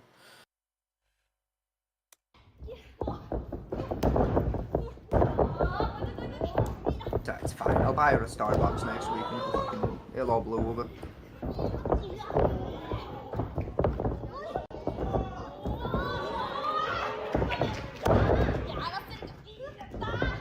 What the fuck was that notification? Oh, it was nothing important, that's what it was. Oh yeah, shit, my mic is still on. Sorry. We don't turn it off now. I didn't turn it off. That was just me realizing that, oh yeah, I hot mic'd that. Like, I didn't mean to say that out loud. Never mind, like, into the mic. It's so far this match between the two so-called champions seems very acrobatic. Not much, like, But, yeah. not much actual contact substance yet. Look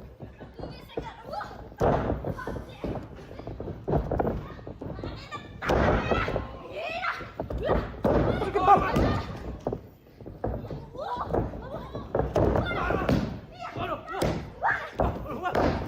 Stain. What the fuck is that stain? What? So I've got a yucking stain on my shirt and I can't figure out what the fuck it is. Random stays were interested in the match, is this? No, it's just like the light caught it and it kind of caught my eye and I can't figure out what the fuck it is. Oh, is that a hole? What the fuck? Where'd the hole come from? I put my t-shirts on the other day, and like just off the side of my nipple, like 9 little holes in it with like being eaten by a moth or something.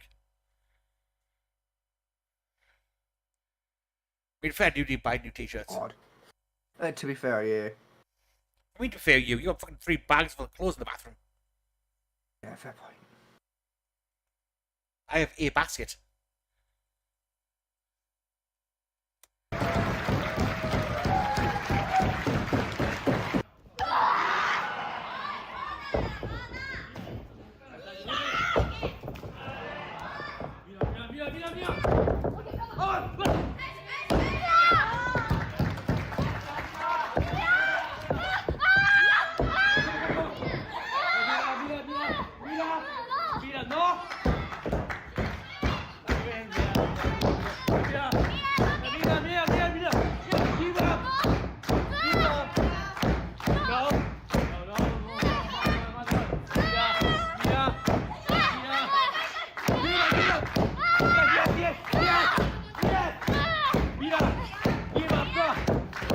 That fucker's getting annoying. You get used to it. Like, it's such a staple in wrestling these days. Honestly, it doesn't even trigger in my radar that it's happening anymore. Well, they're banging on the ring. Yeah, honestly, it's such a common. Again, it's been vogue for like 5 years now. Like, I'm so used to it, I don't even register the sound anymore. What do you think of the fight so far, then? It's pretty good. Like, I'm kind of with you. Like, they've not been as contacty Yeah. as I would prefer, but also like, it's just not my style. I prefer like more hard, hard like hits. hard striking combat, but like I can still like look at it objectively of like from what I've seen of the acrobatic style. Like, yeah, they're doing a pretty good job, Loki. Is that alright? I don't know yet. I'll let you know. Fair enough.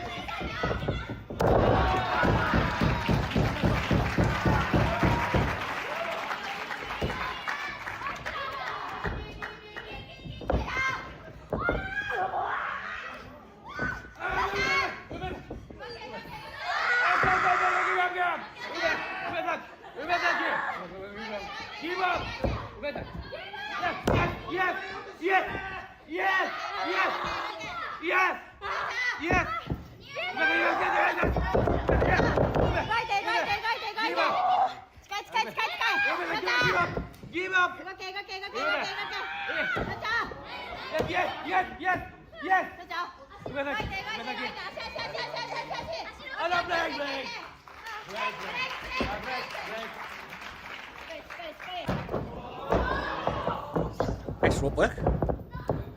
Very good. It was a very good, a very good twirl through. Yeah. That was tricky to say. Fucking hell. I mean, the style fighting these two seem to be going for is a very flashy dodge style, a lot of motion, then followed by pins and holds. Which is it's more like popular in Japan. It seems like more like traditional. It's like a more traditional like skill display in the Japanese style, which fair. Like it's their equivalent of putting Hulk Hogan and Andre the Giant together. Just two big beefy men, slappy. It's Japan's answer. Yeah. You know, just like we're gonna get two smaller people that are very quick and very like technical.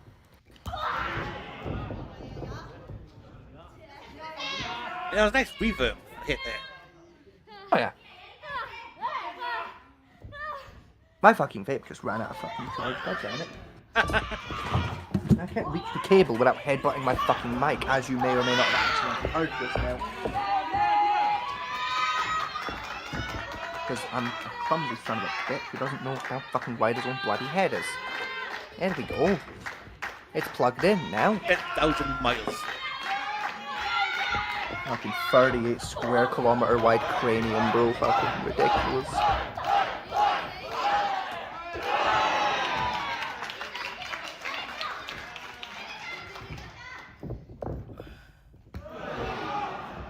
I mean, Blue's...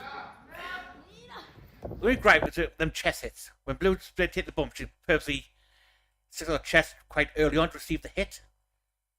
Yeah. And that. Which, honestly, I can't even defend because you're really not going to do that. But like, Yeah. fuck it. Like, I don't mind it that much. Like, sure.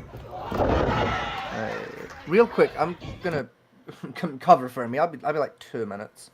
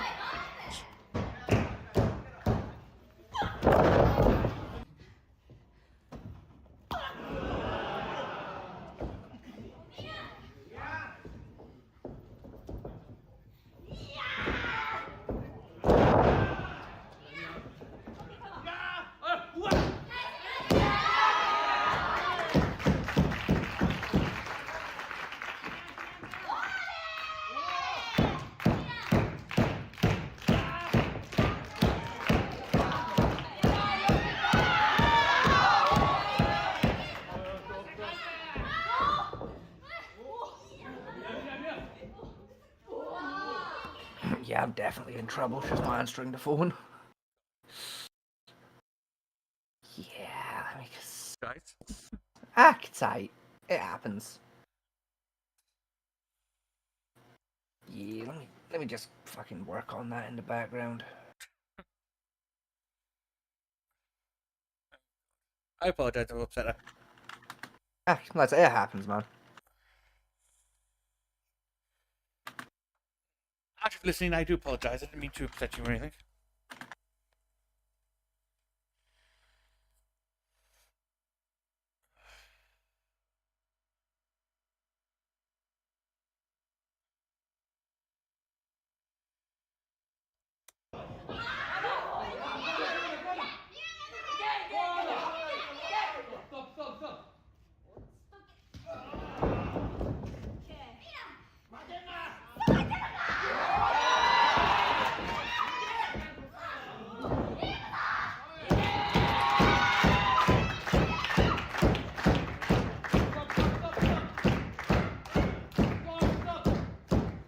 For like a top rope, probably a Frankensteiner. Nice. Difficult move to do. So like, yeah, no, okay, they just got points with me there. What's nice execution? Setup took a long time though. It does, to be fair. The Frankensteiner takes a good hot minute, but a lot of top turnbuckle moves take a decent bit of setup. No, they climbed that top buckle for 3-4 times blue to try and take down orange. Quite like Yeah. longer than necessary for the setup. Type thing. Yeah, like, I would have had them doing like a bit more back and forth on the way up, but that's And from just me really for like that. when the Reds look, I don't think she was expecting the Franks. I think the Frankenstein was a last minute change in the setup. I mean, possibly it could even have been called on the fly, but either way, that was executed stunningly by both parties. It's,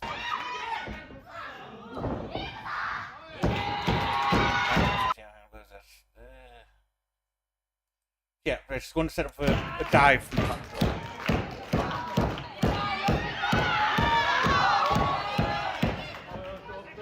The way she gets up, and you see the confusion in the face now. It's like, okay, what's happening now? See, but I think that's just a spot sell, honestly, rather than genuine confusion. Yeah.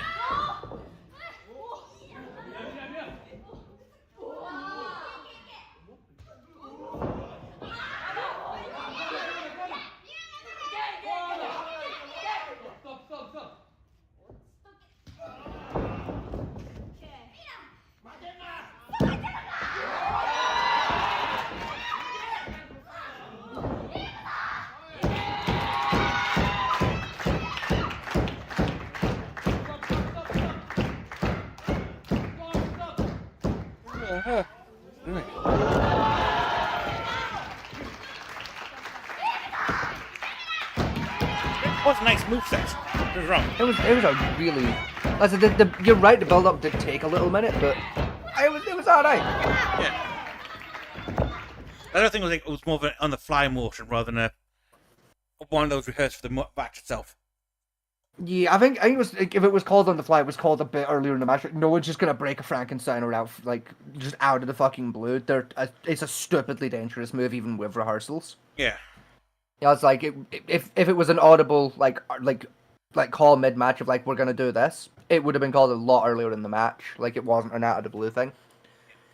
I don't know. Like just why we're looking at the way the fight was going on. I say even when you got back the second time and came back to the rope again. They were on the very like okay, which was looking. I don't. It could be a sell, but I don't think it was. You know, like okay, why are you getting back up again? That's not what we're supposed to be doing. Yes, I think it was more likely just a spot sell because again, like it's breaking out a Frankensteiner out of the blue is it would be a level of reckless endangerment that just wouldn't be accepted. The referee would have beat her ass. You know, like especially when you're doing like the Japanese variant of the Frankensteiner like that, where because like the way like the Frankensteiner is done in the West traditionally, it's like basically it's a head scissor takedown or a hurricanrana that you're doing off the top rope, where like you're wrapping your heads around the head and neck and throwing that way. Whereas in Japan, like because they invented the Frankensteiner, they do it like the correct way, where like they basically like wrap the legs around like underneath the arms to like throw you from like closer to your center of mass, which takes a lot more athletic ability to land correctly because you've got a lot less time to fucking spin, and a lot less force has been put behind you to help you spin. You know, it's like you can very easily spike yourself on your fucking neck if you do it wrong. So it's like even like very experienced wrestlers would not be breaking out a Frankensteiner off the blue. Never mind people down in like this category of wrestling where like we're good but we're not. Yeah. Like we're maybe like 4 or 5 years into a career here, not you know the decade or so it would take to warrant breaking out a Frankensteiner just out of the blue. Like if it was an audible spot. Like an audible call spot, it was called a lot earlier on, and like both performers were like had a quick probably during a rest hold, like now had a conversation about it and fucking decided, yeah, I'm comfortable doing that, I'm comfortable taking it, you know, and like basically picked the spot. I think it could be just I'm like my expectation like say as a fighter, the way she was looking around, it was very much a case of it's not a scripted move, it's something's come out the wrong. Again, to be fair, like, especially like these days in wrestling, like a lot of performers are getting a lot better at selling like surprise like that, of like trying like making it a lot more legit looking. You know, of like it's not like a theatrical what the fuck, it's like an actual what in the fuck are you? Yeah, they're getting a lot better at that because like I get like obviously like a lot of the fans are in the know and the performers fucking know that now. You know, like. It's not like it was back in the 70s and 80s where, like, you know, oh, only the performers know what's going on. No, everyone's in on the fucking game. We all know what's happening. That's the thing, kind of the first match to watch. But the cameraman kind of, like, broke the illusion a lot of it for that match. You know, like say with the rope choke. You know, the camera's pretty much up showing exactly where the rope is. Like, yeah. I don't people know it's not real, but Christ almighty, you're supposed to sell it. Yeah, you know, and like I get like it's something that's fun about the indie circuits is like, and it's something that a lot of people forget about like the indie circuits is it's not just your performers like the wrestlers that are like indie and like still new. It's your wrestlers, it's your referees, your bookers, your ring announcers, your cameramen, your ring crew, everyone. Like that's why they're working here down at like these sort of like more amateur like companies is because they've not got the experience and the name power to go work at the bigger brands yet. You know, it's like you're gonna have even with like your ring crews and like your camera crews, you're gonna have mistakes like that cropping through just as often as your wrestlers are gonna have mistakes cropping through. You know, and it's something I do think a lot of people forget in wrestling is like, again, especially down at the indie circuits of like, yeah, everyone's fucking new at this. That's why they're shit. You know, like it's like if camera work like that was happening on like say WWE programming, yeah, I'd be all with you of like what the fuck was he doing? That man should be sacked for that. But like when we're down at the indie circuits, it's like fuck it, we'll let it. Like yeah, it breaks the illusion a little bit, but you know what, motherfucker's still learning. We'll let it slide. It's fine. You know, like it's up there with like a slightly mistimed suplex. Like you're not hurting anybody, but you kind of fucked the illusion a little bit. It's fine. You know, we'll tighten it up next week and it won't matter. You know.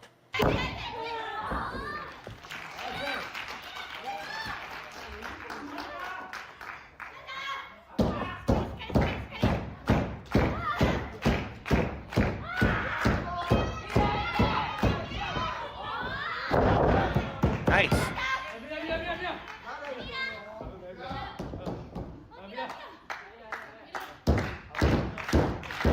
Ref needs some new lessons. Yeah, like I said, the ref's a little. Most of what like is actual like behind the scenes refereeing work that like he's doing. Great. His communication fucking spotless. You know, checking on the performance, making sure everyone's good in the ring, spotless. Yeah. His actual theatric work of like what the referee is effectively pretending to do. That's where he needs a little bit of polish. But honestly, I have seen far fucking worse referees. But look what he's doing. I've got a suspicion that the ref comes from an actual fighting circuit and is doing this as a side gig. Most likely. Yeah, his checkups and all that type of stuff, so it's fine. But a case of like again, how trying to hide from the cues and stuff. You're doing very well. But that's why I suspect he's come from more of actual fighting background, not.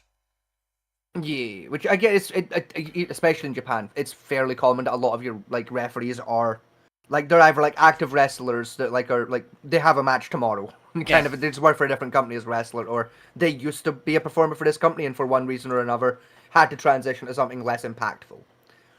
I mean, even in the West, it's fairly common. Like you'll have a performer, who like is doing matches, and then again for often reasons outside their control, like a serious injury that like basically shelves their career. They end up transitioning to more backstage work, and more traditionally, like especially in the West, you have like a lot of like ex-performers go into things like they become like a road agent rather, or a show producer, or they join the writing team, things like that. But like for some wrestlers, they still need that audience pool. They still need to feel like the cheer in person, so they go into refereeing. And never Triple H did.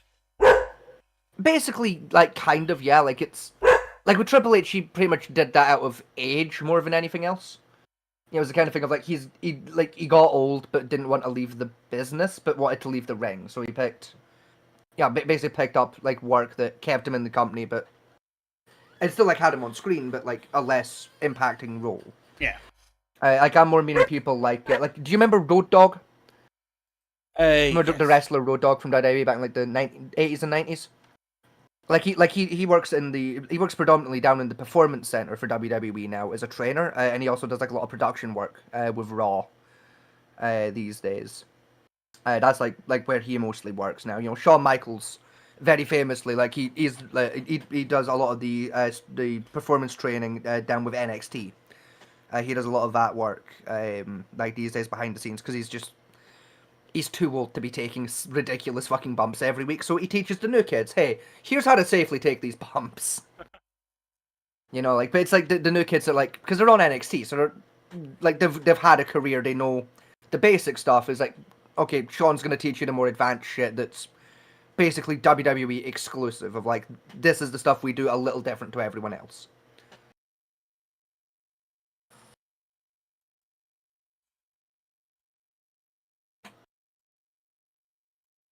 Like I say, it's a fairly common thing you see these, like especially these days of like, because like wrestling is such a it's like a good old boys tight knit community of like, once you're in for life. That's it. Unless you're crippled permanently where you can't walk anymore, you're welcome at a wrestling show once you're like in backstage. That's fact. It's the general rule, but this fact's right up so much. But thanks for yeah, more or less.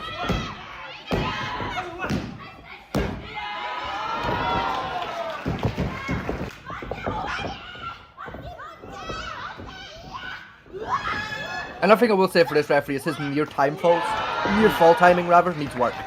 Yeah. He puts a little too much delay on that final free. Like, we're only talking like milliseconds worth of a difference, but if he gets that dialed in better, fucking he could really elevate the drama in a lot of these matches. Like you see there, like that was actually a great example of like what I meant there. Like with his free count, is he kind of wussed out on it. Like kind of like got halfway and like pulled out a little early. Something he can be doing to like basically again help heighten the drama of the match rather than pulling back and slowing the count. Send it full and basically pull it into the body rather than away, and basically like, turn it into a spin round and then up for the 2. Like it basically like helps to keep you, because it means like even if like the kick out was mistimed a little bit, you're not gonna accidentally free them. So and again just adds a bit more theatrics and a bit more drama to the match itself, helps sell the near miss illusion. You know, and again, like, it's one of those things with refereeing of like he will pick that up. He'll get a lot better at that over, like, just with experience. Yeah. But it takes a lot of years of doing refereeing to, and or just direct advice from an experienced referee to clue you in on, oh, if I do it this way, you know, 'cause it's one of those refereeing techniques that Yeah, see the whole it thing. was popular in the 70s and 80s. You don't see it much anymore. Like, Yeah, you see clearly there where it was if it was slow in the first 2 counts, you wouldn't have to pause that much for the 3rd hit. yeah, you know, like he needs. If he wants to keep that that rhythm, he needs to be doing a full flow on the free and then either attack the mat for the 3rd tap, or if it's going to be an early kick out, going for the shoot around and throwing up the two. I have returned. Welcome back, Echo. Welcome back. You finish your business? Yeah, I was shit with my phone. Yeah. Valid. Fair enough. I had to go to the phone shop, I take it. I needed to switch like my my carrier because the fucking phone bill was fucking raping me at the beginning of each month, so I was getting something cheaper. Dude, look, my phone bill is the lowest it's ever been. Like, I'm paying like $9 a month right now for my phone. Fucking hey, I was paying about fucking 80. I'm paying Fuck 9. off. Right, like I get infinite calls, infinite text, 60 gig of data, $8. I think it's like $8.60. I think the highest plan I know of is like one of my mates got, and it's like £60 a month. But he's got like Suck he's me. got like, the latest phone for that. See, but that's what I saved money, is I just bought my phone outright rather than getting a contract phone, because like it was fucking 40 quid on Amazon. That's you what know, I like, generally do. It's like I use mine's like £15 a month for mine. yeah, like if I'm gonna upgrade phones, like I just wait till like just after Christmas and just fucking rape the after Christmas deals on Amazon. The gays had a spare line on T-Mobile, so I fucking was able to That's get on fair. that. Yeah, Honestly, so like, that's saving me $80 a month. Like fuck yes. Hey Ash, welcome back. I can, like hell, like I might be able to afford to treat myself, like when I get paid this month, and How about you be able to pay me for that commission to send that fucking ass pic to Jaden that you fucking promised me 6 goddamn months ago? It wasn't 6, but you know. It's been 6 months since that bit started. I'd like paid now, please. I'd like to send a picture of my ass to my Australian friend for money, please. You're a dirty money slut. Hoo-ha. Yes, I am. I will admit, like, Echo, I need you to understand, I would rape you to death for $100. Hey Ash, what do you think of Scotty whoring himself out to Jaden?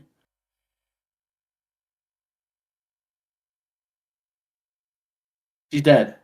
As I'm not fully convinced she's like fully connected in.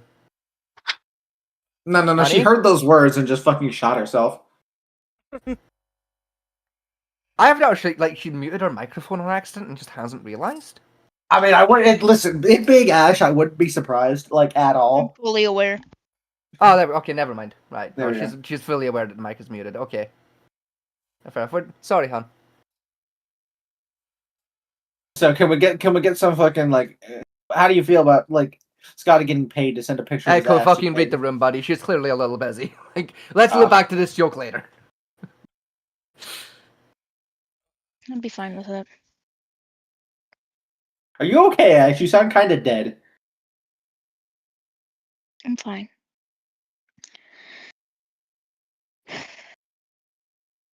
Scotty, what did you do? I'll say, is Mr. Vegas getting his ass beat later? Probably. I'll talk. Yeah, Mr. Vegas is getting his ass beat later. Alright. Yeah, no, honestly, that's deserved. Yeah, I'm gonna deserve that ass beating later. I know what I did. What is it? This or did you do something else? Don't worry about it. I know what I did. Now I'm concerned. Listen Don't to the worry about it. conversation. Yeah, I know what I did. I'm getting my ass beat later. It's fine. No, you're not. And you follow the script. Yes, I am. It's fine. Right.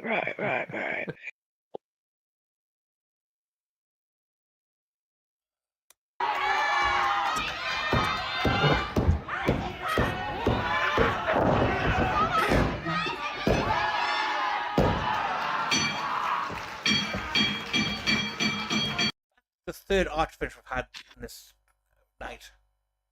They are again. They're really vogue. That like this season is like the arching suplexes. Like Yeah. it's one of those things like in wrestling of like every like 2 or 3 years, like some like a small handful of things you haven't seen in a while just gets popular again. And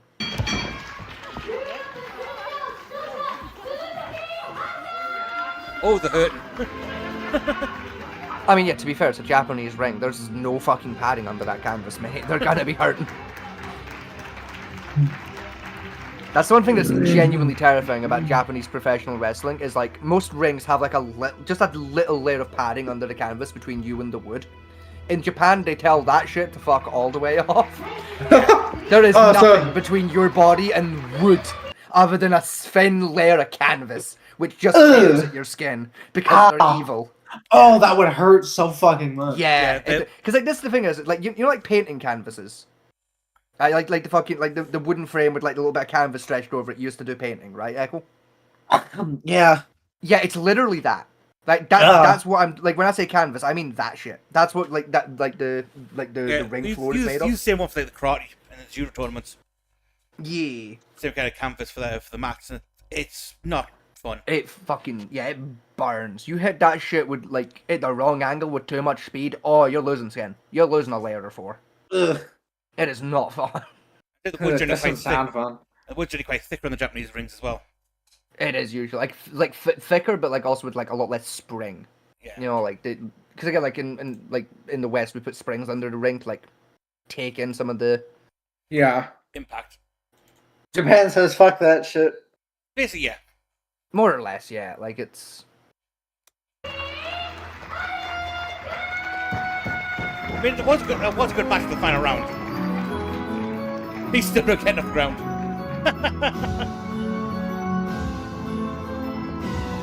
Yeah, probably more selling than like shoot hurting. Like the ref, like if she was like hurt, the ref wouldn't have down like that. It's like I think it's like selling more than like just like selling the match. Yeah. But That is an impressive I mean, I trophy. could be wrong. To be fair, I've been wrong about that before. To be fair, so. I think there was some quite heavy bumps because like I said, they've done a lot of top rope work and a lot of like drops. This match.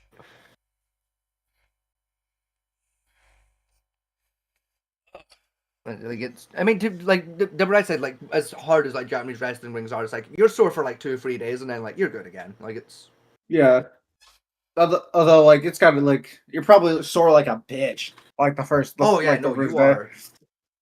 Like It's you like, like the way I'll explain it to you, Echo, is like if you're doing like wrestling on like a Western ring, it's like your body, like you're made of like stone for a day, and then you're a bit stiff for a couple days, then you're fine. Right? A Japanese ring, yeah, you have rigor mortis for 2 days. Right? Your body doesn't work anymore. you wake up after the first day. It's just like No, literally. Like it's literally like you do the match, right? You get a shower and shit, you get changed, right? You get in a taxi or you drive, right? You go home, right? You pop some paracetamol, you go to bed a little achy but not too bad. You wake up 8 hours later, right? Your eyes ping open, you go, oh, I'm gonna go to the gym. Oh no, I'm fucking paralyzed. I am incapable of movement now. Right? And then you phone your friend, right? Because you've left your phone within reach, right? You're able to negotiate your arm to the phone. You phone your friend to come take you to hospital. They get there, and they start making fun of you because they're also a wrestler. Right? And then they hand you an ice pack, a fucking, like, an instant ramen packet, right? And 2 ibuprofen. And say, I'm back in 10 minutes and get your clothes on. We're going to the gym. And then you do, because, you know, you're a man. And you go to the gym. And day 2 is the exact same fucking, like, rigmarole, but with a different wrestling thing, because you're too embarrassed to phone the first guy. And then day 3, you're a little stiff, but you're fine. Like, it's great. Most Japanese rings and all that, like, for martial arts stuff, have like a hot bath on the standby just to try and ease some of the muscle pain. Again, they just hit you with the magic spray. Fucking, what is that shit called again? You know, the fucking cold spray they hit you with? Deep freeze. Deep freeze, that's the one. Yes, I'm interested in knowing. I always keep fucking deep freeze on hand for you, man. Great. During my time at rugby, that was like out patch. I will call it patch wound. You take a heavy knock, can't barely stand, deep freeze, you're fine, back on the field. Slap some deep freeze on it and a magic sponge, you'd be right as rain. But in the American football, take a little bump and you have to feel for 9 weeks. In rugby, you have to be legally classified dead. And even then, they'll basically tell you to get back up and walk off. Sounds about right, yeah. In wrestling, it's gotten better, because, it used to be about the same as rugby, of, if you still have a pulse, you're finishing the fucking match. These days, you don't see it as often, and it's a bloody good thing, let me tell you. The amount of injuries we've fucking prevented as a result of those changes are fucking a masterclass, but, there's some performers that take the safety a little too far, in my opinion. I like rugby to some point, but it's not. Yeah, it's the kind of thing, even in rugby, though, of, see if, you were doing a rugby match, and you had your finger broken. Someone's gonna help you snap that bitch back in place, that's called courtesy. In wrestling, you're expected to snap it back in yourself, actually. If you need the help, the referee will begrudgingly give you a hand. But, I've known performers, stop a match because they broke a finger. And it's what are you doing? I get it, a broken finger fucking sucks. It hurts like a motherfucker. We've had people with holes in their body finish a match, though. What are you doing? Sabu has finished multiple matches with bits of his body hanging out, and he still finished the fucking match. You have a broken finger, snap it in and get it done with me. What you doing? Every broken finger I've ever had, I've reset myself. I've never broken a bone in my body. Rugby, martial arts, just there have been several times I should have fully broken my hand or something, but I have broken every finger, every knuckle on my hand at least several times. Listen, I can confirm that Ego should have broke his hand on several occasions because I remember how he used to fucking punch before I taught him how to do it correctly. Most of martial arts tournaments, martial arts training. Learned how to put bricks. That sucks. I'm breaking fingers a few times. I never actually got injured while doing my karate training. I think the worst I had was I pulled I pulled my thigh muscle. I pulled my thigh muscle during a karate session, and I was purple for 2 weeks, and then it was fine. I think my martial arts training and yours were very different things entirely. I mean, to be fair, yeah, fucking, but when I was doing full contact sparring, we had padding and shit. No. I did. We had little safety helmets and the gloves and shit because we were children. And the fucking the padded armor, it goes over your chest and shit. Even when we I had was a child doing tournaments, I didn't have fucking padding. Oh, not for tournaments, you didn't. Tournaments, you just went in with your fucking gi and you might get gloves and a gum shield. Gum shields and groin protection were mandatory at tournaments, but everything else was a whatever you turn up with, really. One of my last stint of when I did karate was GQR. That I've got such a list of safety equipment in my entire life. Two separate. Every tournament I went to, we got given a list of safety equipment, and it was always just gum shield, dick protection, done. They say back when I was doing it was even general sparring. When you turn to kickboxing, I had to have gloves for, and leg guards when I was doing kickboxing training. Yeah. Purely because of the more speed snap in their style of sparring. Yeah, you can really easily fucking splinter your shins doing fucking kickboxing with the snaps. Yeah, but when I was doing especially karate, when you're not used to it yet. When I was doing karate, no, I've never had a lick of fucking protection on it. And I was doing the wood breaking techniques and stuff like that on a regular basis. Yeah. The advice my dad gave me for breaking bricks. Learn to break the brick before you break your hand. I mean, yeah. You always break your hand first. I don't know. I've never broken a brick with my bare hands, I'll grant you, but I broke some wood slats before, and I ain't broke my hand. I broke fingers, but I've never broke a hand. So. Problem with brick breaking and tile breaking, when you see them do the demonstration of it, it's a bit misleading on how to do it. Because they have got the bricks stacked up with the gaps in between, which helps. Once you break the first one, the force of the first one hitting the second one breaks further down. Yeah, it weakens it down and same with the tile. Makes your life easier. Also, they moved on to breeze blocks, but you can just break snap in half anyway with your bare hands. I mean, yeah, to be fair. And again, tile they use slate, which is fragile as shit. They used to use terracotta. Still fucking hurts, though, to be fair. It hurts, but they say it used to be.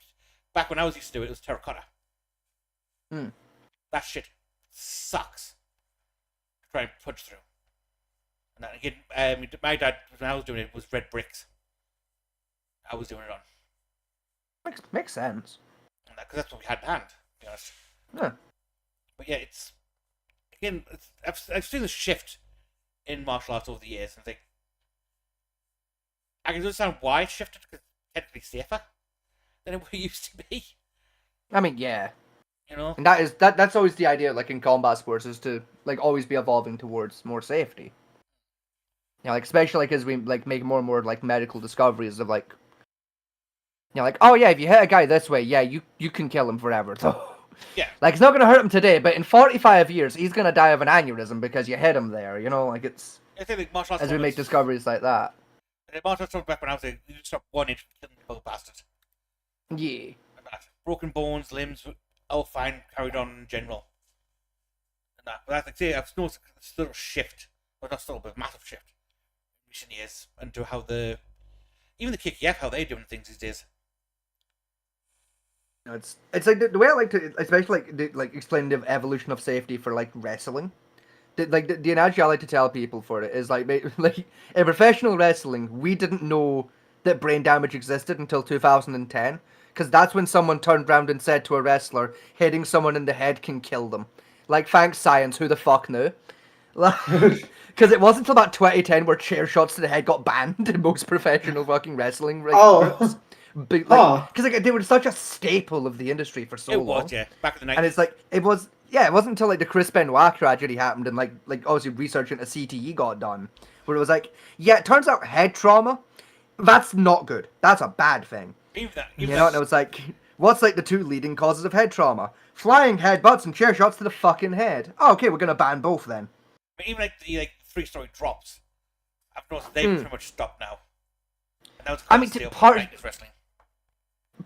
It's not that they've stopped, they've just, like, wrestling's gotten a lot more sparing with them. Yeah. Because, like, performers have unironically gotten smarter about their own health. Like, you don't have crazy fuckers like New Jack and Mick Foley anymore. Like, well, okay, you've got Darby Allin, but he's on drugs. Like, you don't have Mick Foley and, like New Jack going around just taking silly bumps like that every fucking week for no reason.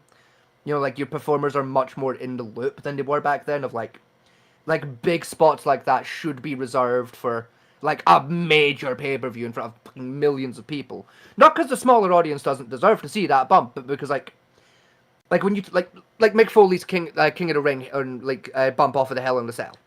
Like a bump like that, you're mortgaging 15, 20 years of your fucking career for that one big pop. It's like, why would you, like, mortgage 15 years of your career for 500 people? I mean, I remember doing the small matches. It was as Cactus Jack, and you got run over by a taxi for a bit. Yeah, like back then it was a thing, especially like when you were someone like Cactus Jack, where you were doing hardcore matches. It's like hardcore wrestling wasn't as popular. It was smaller audiences, and they were there for blood, so you were expected to take those ridiculous fucking bumps. Whereas today, hardcore wrestling's a lot more popular. There's a much bigger audience for it. Even in the mainstream wrestling audience, there's a fucking huge market for it. So it's Backyard Wrestling's become big. It's pretty much a major company now. Oh yeah, like it's its own thing, like, and even in Backyard Wrestling, they still, like, even though it's like, again, it's a smaller brand and they're into more hardcore stuff, they keep the, like, dangerous hardcore bumps for big money pay-per-views. Even CZW, who has invented every fucking weapon bump ever since 2007, they still keep this one might kill you bump for, like, okay, we're gonna do the death tournament this week. Like 500,000 people are gonna turn up in a field to watch you do this one. You're gonna get a nice payday for it. So yeah, we'll risk dying, actually. Whereas like every other match is like, yeah, at worst you might lose a limb or something. Like, you'll be fine though. Yeah, they grow back. Exactly. Like we'll like, if your finger gets cut off, we can stitch it back on. Like. I think with the karate as well. Like, when I was doing it, like, even in the West, like matches like down, like, say you broke your arm, you still finish the match. It wasn't caught off. That kind of thing only really exists now in Japan. And even to get in the Japanese, like, circuit of karate, you have to be at least black belt these days. Yeah. Especially when you come from the West. Because again, the training is like night and day, because like, they still do very traditional training over that way, which is what I did as a child. Whereas the West, like, say, over here, by law in England, we're limited to, I think, 5 punches, 5 kicks, 5 grapples, 5 locks. Something like that, yeah. Was a general rule. Without it, because like say pigeon strikes, knuckle strikes, dragon fists, they're all banned. Technically, iron palms banned, knife blades banned. What else was it? Drop elbows, strike elbows, they're all kicked out. Knee shots. Basically, punching at the straight front, roundhouse, uppercut, backhand technically still allowed, and the down back is about the only 5 punches that I'll do nowadays. Give or take, yeah. Hey, what time? 11, half 11. You said you had the match you wanted to bring up. Not a match, it's a compilation video, about like the one we just watched. It's basically like just nasty fucking bumps that have happened recently down in the indie circuit. We'll probably save it for another day though, to be fair. Like, I'm kind of sore and tired, low-key. Save it for another day if you want. Yeah, I think it's an idea. Yeah, like, it's... Like, I'm kind of yippy.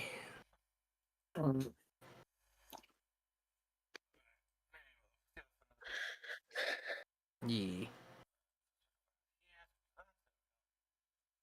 So,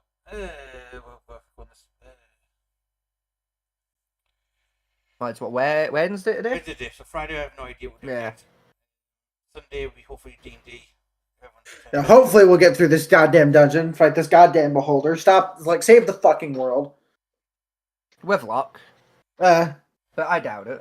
we might lose. We might. Cole Kelly might die, but his sacrifice will not be in vain. Like, nah, Cole Kelly never dies, okay? Cole Kelly's the new Joe Hendry, bro. I believe. Believe in Cole Kelly. Literally, bro. Say his name and he appears. I believe in Coltrane Kelly. Nuggets died more times in this than anyone else has. Yeah, no, literally. I've used Revivify on you so many fucking times. We haven't had to use Revivify. We have one. Not Revivify, the other one. Fucking, Oh, the stabilized one. Spare the Dying? Spare the Dying. That's the one, thank you. Spare the Dying. Spare the Dying Cure Wounds. Mostly Spare the Dying, honestly. Its Cure Wounds hasn't been broke out that often. Not to be healing word, both action for it. But even then, even Healing Word's not been getting broken out as option as Spare the Dying. I mean, like I say, hopefully no more Grix going to turn up. Grix seems to be your team's tonight. Yeah. They just got fucking cracking rolls against us, low-key. Yeah, they did. Like, we just got fucked by the dice rolls that week. Like, for some reason, like, I think they had an advantage. Like, some sort with the fucking tentacle against our asses. Like both me and fucking Vincent got fucked in the ass by their tentacles. Cole Kelly just kind of led down quietly, actually. It was... Like, I thought it was happening to all y'all, man. Nah, I'm good. I'm just gonna... I ain't even gonna get hit. I'm gonna just lie down. I'm gonna just pretend and just... Like, you know that scene from fucking Austin Powers Goldmember where fucking Sean Connery is like, look at you. You don't even have a name tag. Like, why don't you just lie down, son? Go on. God, just lie down. Yeah. It was kind of... Those tentacles, it was actually... All the crits were on the tentacle attack. They were, yeah. Yeah, they were. It was just back-to-back crits. It was ridiculous. That's the most crits I've seen in the game. To be Oh honest. no, I've seen like fucking sessions, like 3-4 hour long sessions where everyone's was just critting. Yeah, we get that done. Then we've got the D&D goes to school. Yep. That'll be the next one, and then it will be on the Tyranny of Dragons, as it has been for the last few weeks. Yeah. It'll be Tyranny of Dragons and we'll get raped. Probably. Honestly, Loki, Tyranny of Dragons isn't that bad. Actually, it's It's pretty long. good. It's a decently well balanced module. It's one of those long ones. That's a lot to get done. Yeah. Lots of opportunities for you to get like good amount of gold, weaponry, and stuff like that. It's just a long campaign. So that's for the week. Hopefully I get my fucking car back. In a month. My car's been in the garage. It has, yeah. It's been about a month now. You're right. Yeah, good night, good luck. Have a good one, y'all. Thank you for joining us, and we'll catch you all on the next one.